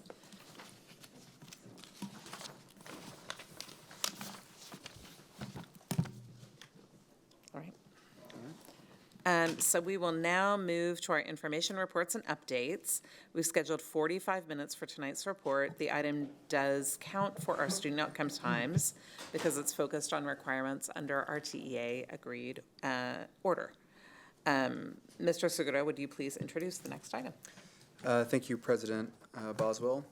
The team and I will give the TA approved order MTSS update, our multi-tiered systems of support. I have joining me Dr. Susan Diaz, Assistant Superintendent of Secondary Academics, and Crystal Kohlhoff, Director of MTSS. And as we begin with the presentation, I think it's appropriate to provide a little bit of a background for our families and staff and community following along. This is one of our updates regarding the TA agreed order, which kind of goes back to 2023. In March of 2023, we received a report from TEA identifying multiple kind of areas of improvement within special education. Over the course of the next several months, the administration, collaboration, and with support of the board, developed a comprehensive special education strategic plan. That plan ultimately became what was the ground or the framework for an agreed order, which was ultimately approved by the board on September 25th, 2023. And what is in the order are 4 different priorities, as well as a 5th one, which is the Lone Star governance. Now, this specific MTSS update is really in support of priority 2 within the TA agreed order. And so it's identifying an improvement of effective practices. And so that's been a big lift of ours for the last year and a half. There have been many times here on the dais where I talked about the collective support needed to actually launch MTSS, and it's required really all of our staff, all of our principals, the entire administration team kind of working collectively. I couldn't even count the number of professional development hours spent to get to where we are. So I want to thank the team, and acknowledge all the work that's taken to even get to this point. And with that, I'll hand it over to the team to take us through the presentation. Good evening. So many of these slides you have seen before, so we're just going to level set since it's been since October, since we presented to you last. So one of the things we want to remind our community is just what is MTSS, because we love to throw out acronyms in education. So just to kind of remind our community that what is MTSS, and that is the multi-tiered systems of support. And basically, MTSS is a systems-level initiative that helps district improve student outcomes through the use of screeners and multiple sources of data, a continuum of tiered support, progress monitoring, and data-based decision-making. So this is, a system that we have been working to improve over the past few years. And one thing we also want to talk about is the triangle. We'll see the triangles of MTSS quite frequently, where we have this universal tier 1 that should really represent about 80% of your students, and then some students need a little bit of extra support that should be around 20%, and then about 5 to 10% need intensive support at tier 3. But I want to remind us that this is really an ideal situation where our tier 1 instruction is all completely aligned, all the resources are there, students are coming ready to learn, our teachers have all the training and supports that they need for that to actually happen. And so what we're really looking at is some of our campuses have a triangle that's upside down, which means that at tier 3, we're seeing maybe 80% of students that are behind in instruction and need more intensive intervention. And that's something that we have to address at the tier 1 level. We can't intervention our way out of a system that's upside down. And so that's really where it's taking a lot of resources and training to build up that tier 1. So this is also where we really thank you for the resources we've received from the board and from Superintendent Segura. In terms of this year, we have district-wide purchased interventions that are across all the campuses that allows us to analyze data across all the campuses, which has involved a lot of training and supports. And so that was an investment you've made that has really helped and support us. And then that future investment of having interventionists, because when you look at tier 3, that happens in a pull-out model with very intensive instruction that occurs multiple days a week. That can't be done by a classroom teacher in the classroom. That requires interventionists. So we do really appreciate that that investment we have for the next year. And just to be crystal clear, no pun intended. I had to say that. I'm sorry. No pun intended. The content interventionists are only made possible by way of the passage of the tax rate election. Yes. That is something that would not be possible if that had not occurred. And so the team has worked very hard to create the positions, begin to release them, and then work with our principals to ensure there's no disruption to the classroom as those positions get filled. So I just wanted to make that clear. It's something that would not have been possible if that had not passed. This next slide also talks about going through that placement through the tiers, because what MTSS is really a system. It's a system that a campus builds that meets the needs of the students that they have on their campus. And so really making sure that they're having this high quality, effective instruction at the beginning, that they have some behavior supports, some culturally responsive PBIS, they're building those relationships, that sense of belonging is occurring.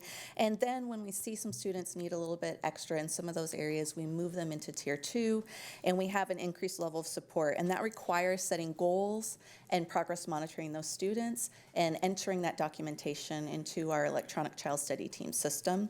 And then we analyze that data after a few weeks to see if that intervention is effective for the student and meet needs and make placement decisions, which could mean they move into a tier 3. But this is all based on multiple pieces of data that the campus is able to access to look at a student. We don't make decisions on one data point for a student to move them into intervention. So the focus of today's presentation is to give you an update on where we are with our classroom walkthroughs.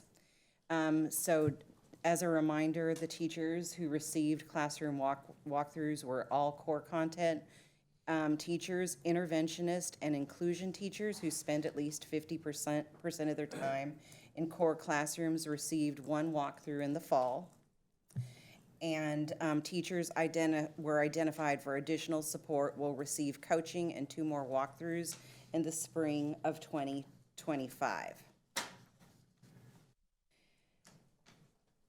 Additionally, just to speak a little bit to our MTSS walkthrough forms, they're K-12, and they include all 3 tiers of instruction and best practices within those tiers. There is a heavy focus on math and literacy because those are, two areas of focus for our district. And the forms also include effective practices for intervention settings. And as a reminder, these walkthroughs were not extra work for our campuses.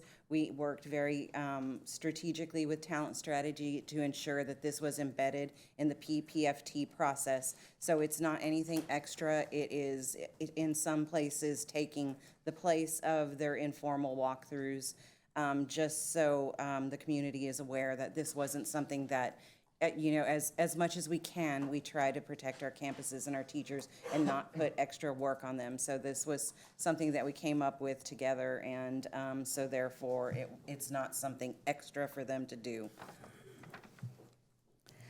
The other piece we engaged in the fall was leadership implementation visits. So campus leaders received one visit in the fall, and it was by their executive director that was assigned to them, and they conducted these visits and rated various areas of MTSS implementation. And then leaders identified for additional support will receive coaching and 2 more visits this spring. And I think what's important to realize is when you're looking at systemic change, that's a 5 to 7 year process. So this isn't a process where we're scoring something and saying that's it, there's some type of deficiency. It's all about a continuous improvement model and looking at all these areas of ways that we can continue to grow. So it will be a continuous thing that we do throughout the next few years to kind of stabilize our system that we have. So we are happy to report to you that 100% of our walkthroughs were completed on time, and this report was submitted to TEA. And the total numbers of walkthroughs we have at the elementary level are 1,796 and 954 at the secondary level. And are the campus leadership implementation visits, there were 114 of those. Now, the teachers and campus leaders that will receive additional coaching will also receive 2 additional walkthroughs and visits based on their fall performance of those walkthroughs.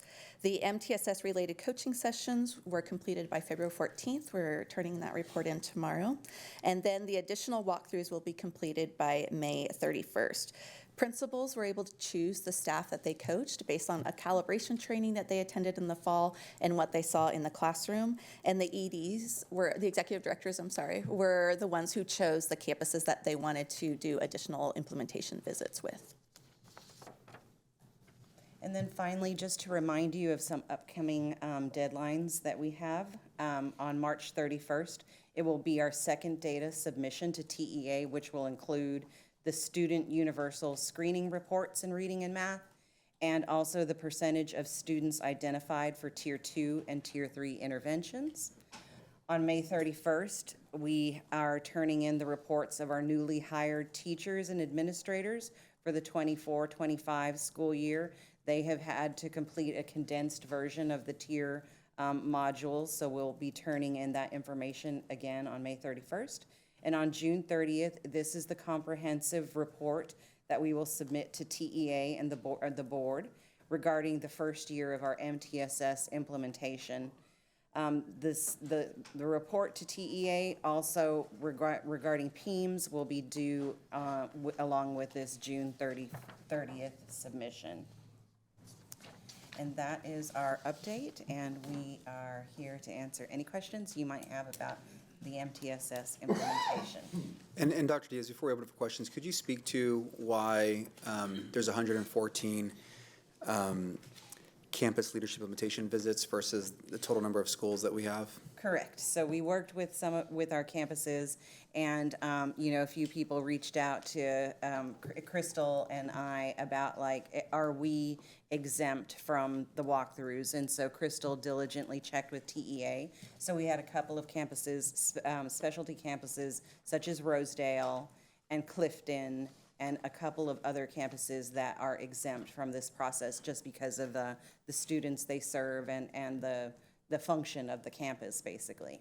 And usually those are campuses based on those students have already essentially kind of gone through all the tiers to be placed where they're at right now, or the services that they provide are embedded with so many services they don't actually enter into intervention in the traditional way that we do on some of our other campuses. Thank you. Thank you for that, and thank you for the presentation and the information. Very appreciated. Trustees, are there any questions? Trustee Kaufman. It's not a question, but I just want to commend the whole team on the tremendous organizational and lift of this work, not only keeping track of all the data, but completing all of the detailed requirements of it. Personally, I'm looking forward to the May 30th or June 30th report, where we'll move beyond compliance and just doing the things, but actually getting to the what did we learn from this? What improvements are we going to see in student learning because of these changes? So I'm looking forward to the comprehensive report. And I will say that not only was it a crystal clear report, but it was also a Susan clear report. So, thank you. We need to be fair, yes. Thank you so very much for that. Trustees, any other questions? So I have one, which is, can you help us understand, on slide 3, when you have the pyramid of support, the triangle, can you help us understand what your understanding is of why that has been flipped traditionally at some of our campuses?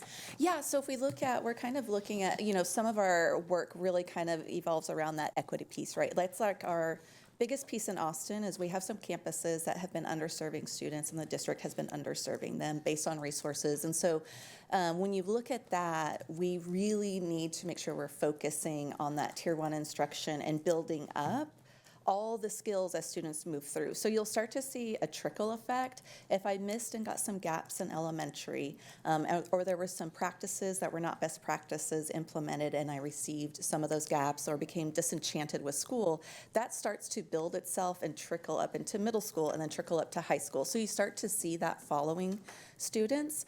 And so that's one of the reasons why we also need to look at, in the past, a lot of decisions were made on like STAR, which we know isn't very equitable assessment for all students. And so with MTSS, you really want to look at multiple pieces of data, but making sure that data is accessible for campuses so they can make those data decisions in real time. And so we've also worked to make sure that we have a MTSS student dashboard that we launched this year that has multiple pieces of data in one place so they can see that when they're making these decisions. And then I think the other piece that is really key is we haven't had a lot of accountability that systems were followed. In the past, we've been a district of schools instead of a school district. And this year, we have a lot of accountability that things that we put in place and trainings that we have provided, we go onto those campuses to make sure that it's actually being implemented. And that, I think, is a big difference. We've seen that with some campuses. It's like, oh, you're actually going to come check. Right now, my team is reading all these intervention plans and giving them, we made a rubric of, here's some things we're looking for, here's some patterns that we saw, some opportunities for growth, and some praises of some great strengths you have. And they're coming back saying, oh, you're like reading them. Yes, we absolutely are. And so I think that accountability is one of the biggest drivers right now, that it's going to be very important because what you're not monitoring, you don't know if it's actually being implemented. And I would just also like to add that, and again, this is a testament to the support that the board has given to the administration. One of the things that we have uncovered, and you've heard that many times either from the elementary team or MTSS or the secondary team, was the inconsistency of resources. So as I oversee the IMA or process for the district, which has been fun to learn about, because it's something I had never overseen before anywhere else, but now I'm like, oh, I got this? Great, I'm gonna learn about it. But you can kind of see over the years how that money should have been earmarked specifically for resources, and a lot of times the money wasn't being utilized to the best extent. So, but thankfully that you all have seen that there was a need, there was a lack of resources. So inconsistent resources, different resources, not that everything has to be, homogenous or whatever, but the fact that now everybody has the resources they need is a huge, testament to the work that you all have done in partnership with us, and we're super appreciative of that, and sometimes I know I scare Matthias when I'm like, sir, it's not just a one-year thing. These resources have to continue, because a lot of this, as you heard in the CCMR presentation, is about stability, right? So our principals are stable, our campuses are becoming stable, our leadership is becoming stable, And I also just would like to say, a big thank you to Lakeisha Drinks and Angel Wilson and now Jennifer Pace, because part of, I think, what is, getting us going in the right direction is not only the fact that you all have invested in the resources that were necessary for us to be successful, but it's been an amazing partnership, and we grow every day as partners, and that was a vision that Matthias had yes, it is your vision to bring us together, and we have been working so well and learning so much from each other, but going to the campuses and visiting, just like Crystal said, has been amazing. So basically, we've been using the MTSS rubric as when we go to the campuses. That's what we're using when we do the classroom walkthroughs, and then we debrief, and then Angel and Lakeisha's and now Jennifer Pace's folks, they coach them around, like, what did you see, what can you do better, and also how do we support you, so we're always a part of the problem solving. So just things are going really well, and we thank you for your support. Before we close, I just wanted to acknowledge that the ongoing collaboration with TEA and our monitors continues to be very, very strong. I think, we're able to test and identify and problem solve before we ever take that next step. And I think our monitors continue to be, as they have been since they joined us, strong collaborative partners. Just wanted to kind of make that point before we closed out here. Absolutely. And they're in the office next to me now, so I'm going to try and watch my mouth. Here tonight. My potty mouth, right? Yes, but they're in the wellness room, so they have the little rake with some sand. So if they ever get stressed out, I'm like, just get in your little sandbox there. But yes, they've been absolutely wonderful and very supportive of us. So we're very appreciative of them as well.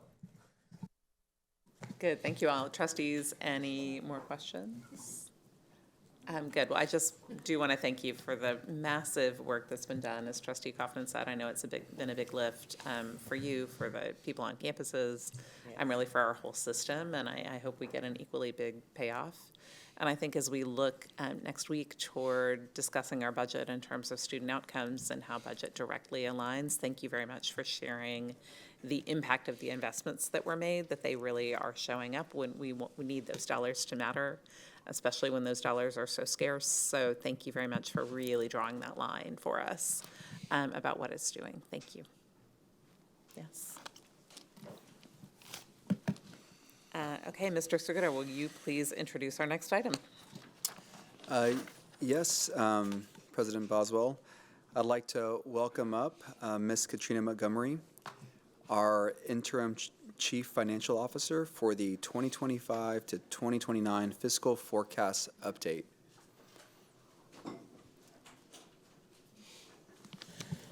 Good afternoon. Hello, I'm President Boswell and Superintendent Segura.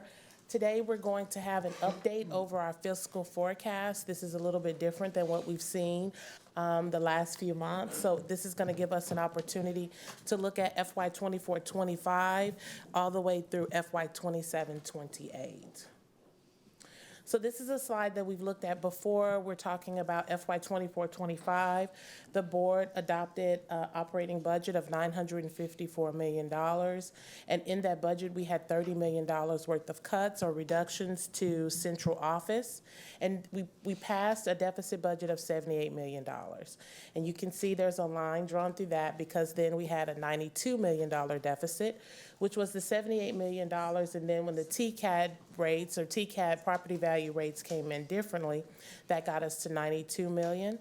And all of the cascade and design and all we've been talking about these last few months have been that our deficit was $92 million. And what we're going to start talking about in great detail today is that our deficit is projected to be at $110 million. So if you look at this next slide, we want to make sure that we can tell the story, like what is happening, what's going on, how did we get here? So we started again at the $78 million. We had a $14 million difference because of the TCAP property values went from 6% to 1%. That was $14 million, and we got to the 92. And so we have implemented reductions of $9 million. Those are strategies that we came up with that we see in our finances. There are pending additional reductions of $25 million. So on the next slide, you're going to see the $34 million broken out in more detail. We have implemented additions of $34 million. That means that we've increased our budget by $34 million, and we're going to talk about that in more detail. And we have pending additions. That's $18 million of where I get stopped or I hear someone saying, hey, I need additional money to get through this fiscal year. So this slide clearly shows us how we got from the $78 million to the $110 million deficit. So this is FY 24-25 strategies to goal. We've talked about this in detail before, so I won't go line item by line item. But this is the slide where we said we wanted to at least accomplish $26 million in strategies for this goal. We've talked about that we have strategies of $34.4 million, but the work is going to continue. We can't stop here. We can't just say we made the $26 million and stop, and we're going to talk about in great detail why we can't. So although we had reductions of $34 million, we've had additional requests for this fiscal year of $52 million. So these, we will go over them one by one. Special education, they've received an additional $16 million from their original budget. Instructional materials, an additional $7 million. Technology software, which is frontline, an additional $4 million. Service center repair and maintenance, an additional $6 million. And then there are other small additional requests that we've given that total $1 million. We're pending a SHARS reduction. There has been some changes with SHARS. We did our budget very conservatively at $16 million, but it's looking like because of some changes of transportation ratios, we'll only receive $4 million. So that's $12 million revenue that we plan that we won't receive. And then we have pending additional items of $6 million. So this is $52 million. So let's go through this really so we can all be clear of where we are. Our projected deficit is $110 million. And what we're trying to do is be very courageous in reducing an additional $32 million. And if you ask why, the reason is we want to get back to the original $78 million deficit that the board approved in June of 2024. If we get back to that $78 million, it is going to show our fund balance at 17.2%.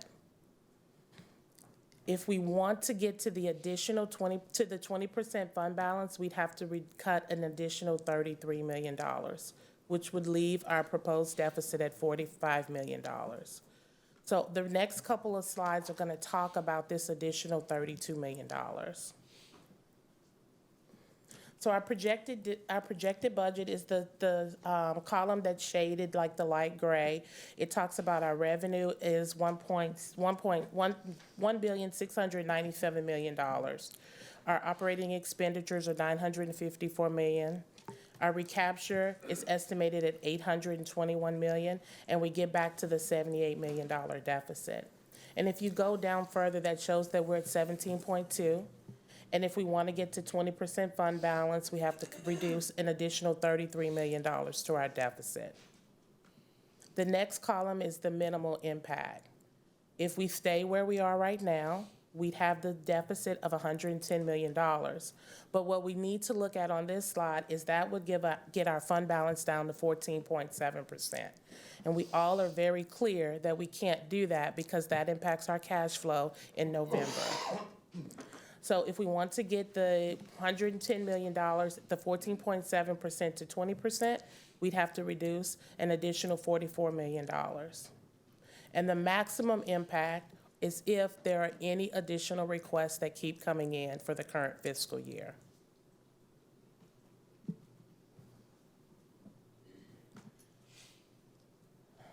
So on this slide, we're talking about where we're spending our money. So we've talked a lot about previously about the deficit, how we got here, but we also want to show it's very imperative to show how we're spending our dollars. So if you look at the $954 million operating budget, expenditure budget, the blue, which is the largest part of the circle, we spent 60.7% of our dollars on campus. And there's an additional 8.6% that we spend on teaching, learning, and leading. So we're showing here that we're spending the money where we want to spend it. There's not additional monies that are going other places. The majority of our money is going to our campuses. On this slide, this is our slide that shows our operating budget by category. And this slide is important because, again, we're going to go back to the $954 million. And at the bottom left, you see that our payroll costs are 89% of our operating expenditure budget. So if you take $954 million, 89% we spend on staff, 89% of that is $847 million, which is our payroll cost. And of that $847 million, we spend 76% on campuses. So here's some of our 24-25 strategies. I won't go into detail on these because we've talked about most of these before, but we know we passed the Vader. We've talked about interest earning, operational vacancies, contract efficiencies, and purchasing deadlines. So the $32 million that we talked about reducing to get us from the $110 million to the $78 million, we had to come up with new strategies. Some of them we've been talking about, the board has been discussing with our superintendent, sale of real estate, but that will happen in 25-26. And hiring freeze, the executive leadership team has decided to have a hiring freeze, which will start as of February 28th. And what that will help us do, it will help us do two things. It will help us control our spending, one, and then it will help us budgetly more effectively to get us through the end of the fiscal year. And the biggest thing on here is a spending freeze. And we've talked about how do we do this. We have a meeting with Teaching, Learning, and Leading tomorrow so that they can partner with how do we do this? How do we stop spending with purchase orders? How do we stop spending with our P cards and only do emergencies? What these strategies will help us do is to reduce the deficit, the $32 million that we talked about. So some of our current challenges are we have growing fixed costs, payroll year over year, our utilities, our property insurance. We have uncertainty regarding our property value growth. We're meeting with TCAD. The team met with her yesterday. Her projections are staying aligned with the possible 9 to 11% property value decrease. Enrollment and attendance impact, the current climate. We have parents who are possibly keeping their kids at home because of their fearful state. Increased competition. If vouchers pass, how does that impact us? We have to start budgeting for these things. And a decrease of federal funding for Title I, II, and IV. And then the last thing we'll talk about on this slide, which we'll have another slide that talks about it, is inflation. So on this inflation slide, you see in 2016, the average ADA was $9,426, and then the projection for 2025 is $11,629. And if you look, it's the same value as $8,737, which is the projection for 2025. And then you can see the down arrow says value of inflation impact. So we wanted to show some underfunded programs. So if you look at this slide, the blue is the funding from the state, and then the red is the AISD budget. So you can look at CCMR, you can look at dyslexia, but as the further you get, you can see the difference. Safety and security, the state funding is $2.5 million. Our budget has $23.3 million. Transportation, state funding is $5.8 million. AISD's budget has $38.2 million. Special education, $96.6 million for state funding. We're spending $169. Our budget is $169.8. So all we've talked about to this point is where we are for this current fiscal year and our strategies to reduce the deficit from $110 million to $78 million. And the way we're going to try to do this is be aggressive at reducing spending. So FY 25-26 forward, one of the things we've talked about is, Superintendent Segura and I have talked about, is we want to do a balanced budget. And what is a balanced budget? That means our revenues equal our expenditures. And I'll read just a little part of the slide. A balanced budget ensures that revenue covers all expenses without relying on fund balance. So if when we go and we estimate with the budget team what our revenues are, if it's $5, then our expenses should be $5. Our budget shouldn't be $5 and our expenses is $2 million. We have to get to the place where we're aligning we have to get to the place where we're really true at aligning what our revenue and expenses are. If we add, there must be a reduction that offsets that. So fiscal forecast assumptions for 25, 26, 27, 28. What we were attempting to do here is kind of just give a lay of the land, but I want to be very clear, it is very early for us to give accurate projections, but we want to show the board and bring the community along with us. So what we're going to talk about, there's going to be a slide with minimal impact, which means no property value growth. There's going to be a slide with maximum impact, which if we have an 11% property value decline. We're going to keep our ADA consistent and zero state funding. And then below, there's some more of our expenditure assumptions. So here's the slide that says minimal impact if there's no property value growth. So again, in the gray, because we always want to make sure where we know where we're starting from. If you look at the gray, this is where we are this year at the $78 million deficit. That's how we passed the budget.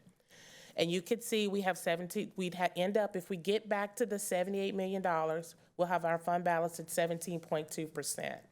For FY 25-26, which is the forecast in the second column, it has our revenue at $1,645 million. Operating expenditures at $965 million, our recapture at an estimate of $785 million, and that's a projected deficit of $105 million. The thing that is really important for us to all understand on this slide, if we keep our $110 million deficit and we roll that into our fund balance, and FY 25-26, we don't make strategic cuts to reduce the deficit, and we keep it at $105 million, our unassigned fund balance would be at 3.8%. That will not get us through the year. FY 26-27, FY 27-28, those projections are so far away, but you can see the same thing. If you look at FY 26-27, and for the members who've been on the board previously, you can go back and see that we have been projecting for the last few years that in FY 26-27 will be when we would run out of funds. But we see clearly here, we have to do something in FY 24-25, and we have to do something in FY 25-26. And this is the same story. It's just showing now with an 11% property value decline. $78 million is still going to be our starting point. FY 25-26, we'd have a $121 million deficit. And that would leave our fund balance at 1.1%.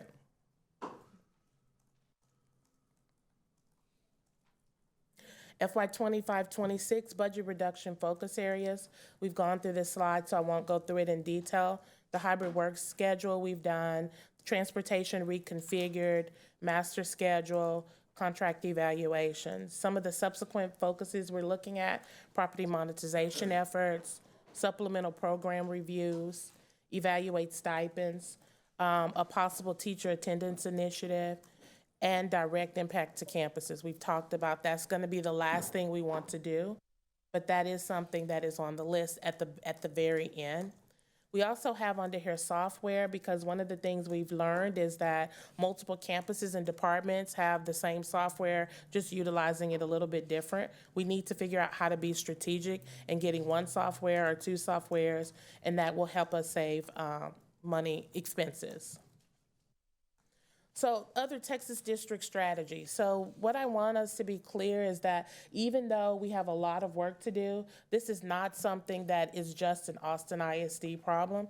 We have other school districts that are still having these same type of conversations, maybe not to the depth of our deficit, but they are still having these conversations. So you can see Leander ISD, they're making reductions at central office, they're phasing out their IB program, they're adjusting their pre-K class size. Eames ISD is consolidating an elementary school, discontinuing Spanish immersion programs, and eliminating PLCs. And this slide just finally tells, we want you to be aware that these conversations are happening almost daily. We're talking somewhere, we're talking about the budget and what do we need to do, is whether it's partnering with TLL, whether it's talking to Lakeisha or Joshua or Oscar, we're always talking about, and Brandy and I just look at each other. So we're constantly talking about what are we going to do. So these are just some of the engagements that you see here. This used to be 2 slides when we presented it, I believe, in November, and now we've grown it to 4 slides because we understand the importance of bringing our community and staff along. And then I'll end for questions with our new finance tag, Smart Spending for Stronger Schools. Thank you, Superintendent Segura and Ms. Montgomery. Really appreciate this. It is hard to see. And I know we've been working so hard with our community, and you've been working so hard to get there, and it's hard to see us slipping into a bigger deficit, and really grateful for all the work that's been done. So the numbers we're seeing are not even worse than they could otherwise be. Really appreciate our community for supporting the tax rate election that we gave our community the opportunity to vote on, and that has made a profound difference too, both in reducing our deficit and the resources like we talked about with the interventionists and things. So thank you for that. I want to ask my trustees if you have any questions, my colleagues, if you have any questions.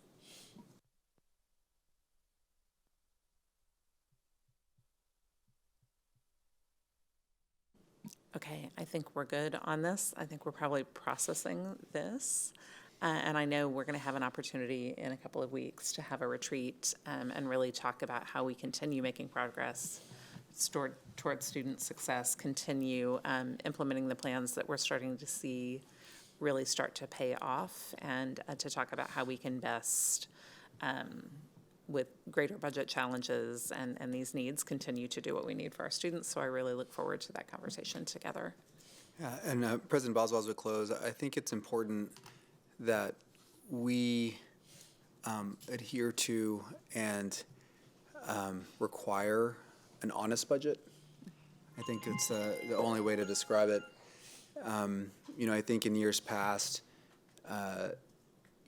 we have benefited from ever-increasing property values, which has allowed for adjustments throughout the year, kind of to be addressed or covered. And we're just not in that, we don't have that luxury moving forward.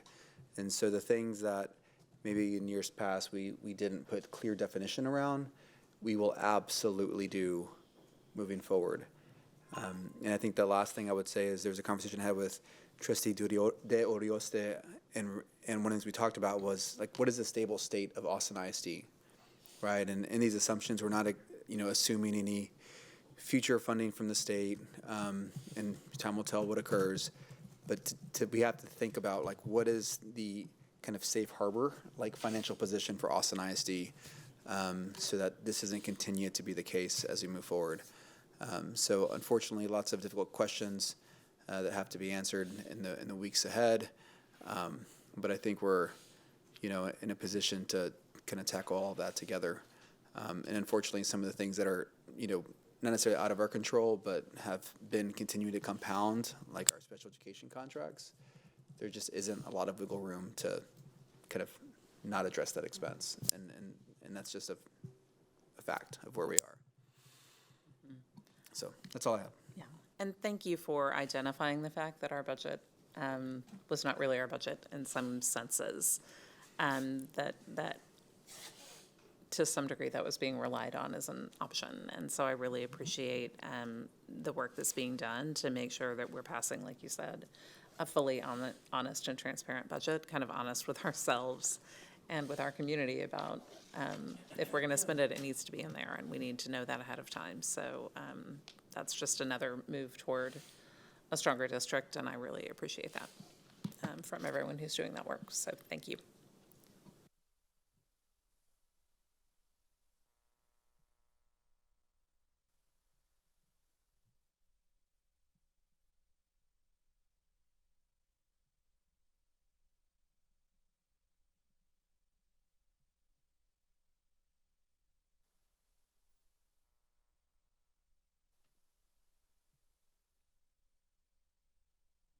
So this ends our section on the information reports from the administration, and at this time, we will now move into the preview of the agenda items that will be considered for a vote at the next regular board meeting on February 27th.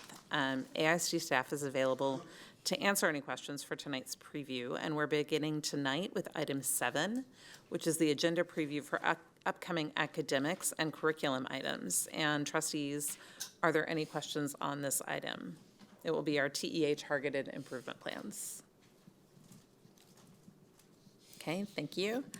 Next section is next section is number 8, board administration. Trustees, are there any questions on these items? All right, next is section 9, business and finance. Trustees, any questions? Okay, thank you. The next section is 10, facilities. Questions? All right. Oh, talent strategy. Tim, can I say something? Oh, yeah, you can say something, yeah. Because it's listed on here, I think it's okay to say 10.6, agenda item 10.6. We've been talking about kind of different ways to be creative with the assets and that we have, and we've talked about for a very long time monetizing even this building that we're sitting in. And based on the direction of the board, the administration worked to do a couple things to reduce the load so that we could actually invite a partner in. And the staff have done a really great job of being accommodating. And I absolutely believe that the hybrid work structure has allowed us to really explore this in a way that we wouldn't have been able to do in years past. So here on agenda item 10.6, approval of lease agreement with Greater Austin YMCA regarding use of space at the central office building. So I think for a while you've heard me talk about an aligned partner, a partner that is very much in tune with the needs of our community and our students and our staff. And so I couldn't be more proud of inviting YMCA into this into our home.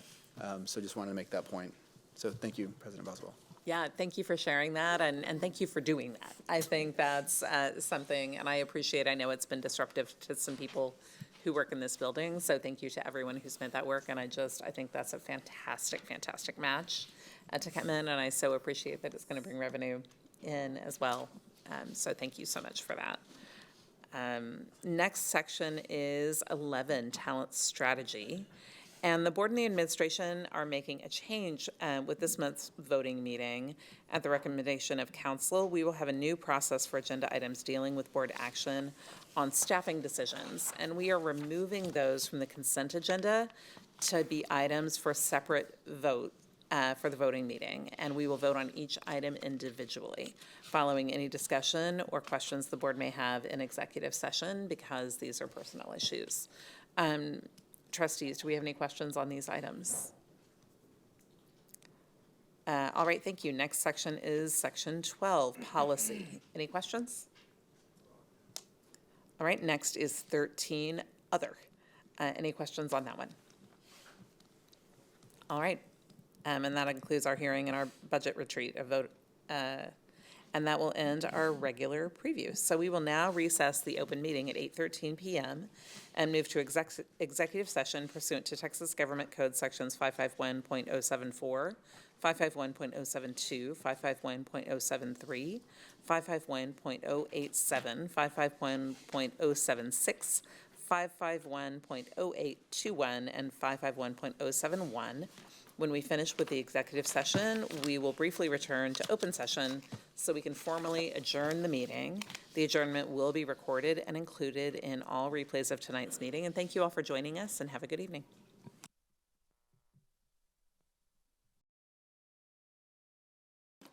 Okay. We will now reconvene the open meeting at 10:58 PM. Secretary Gonzalez, do I have a motion to adjourn the meeting? So moved. The meeting is adjourned at 10:58 PM. Thank you.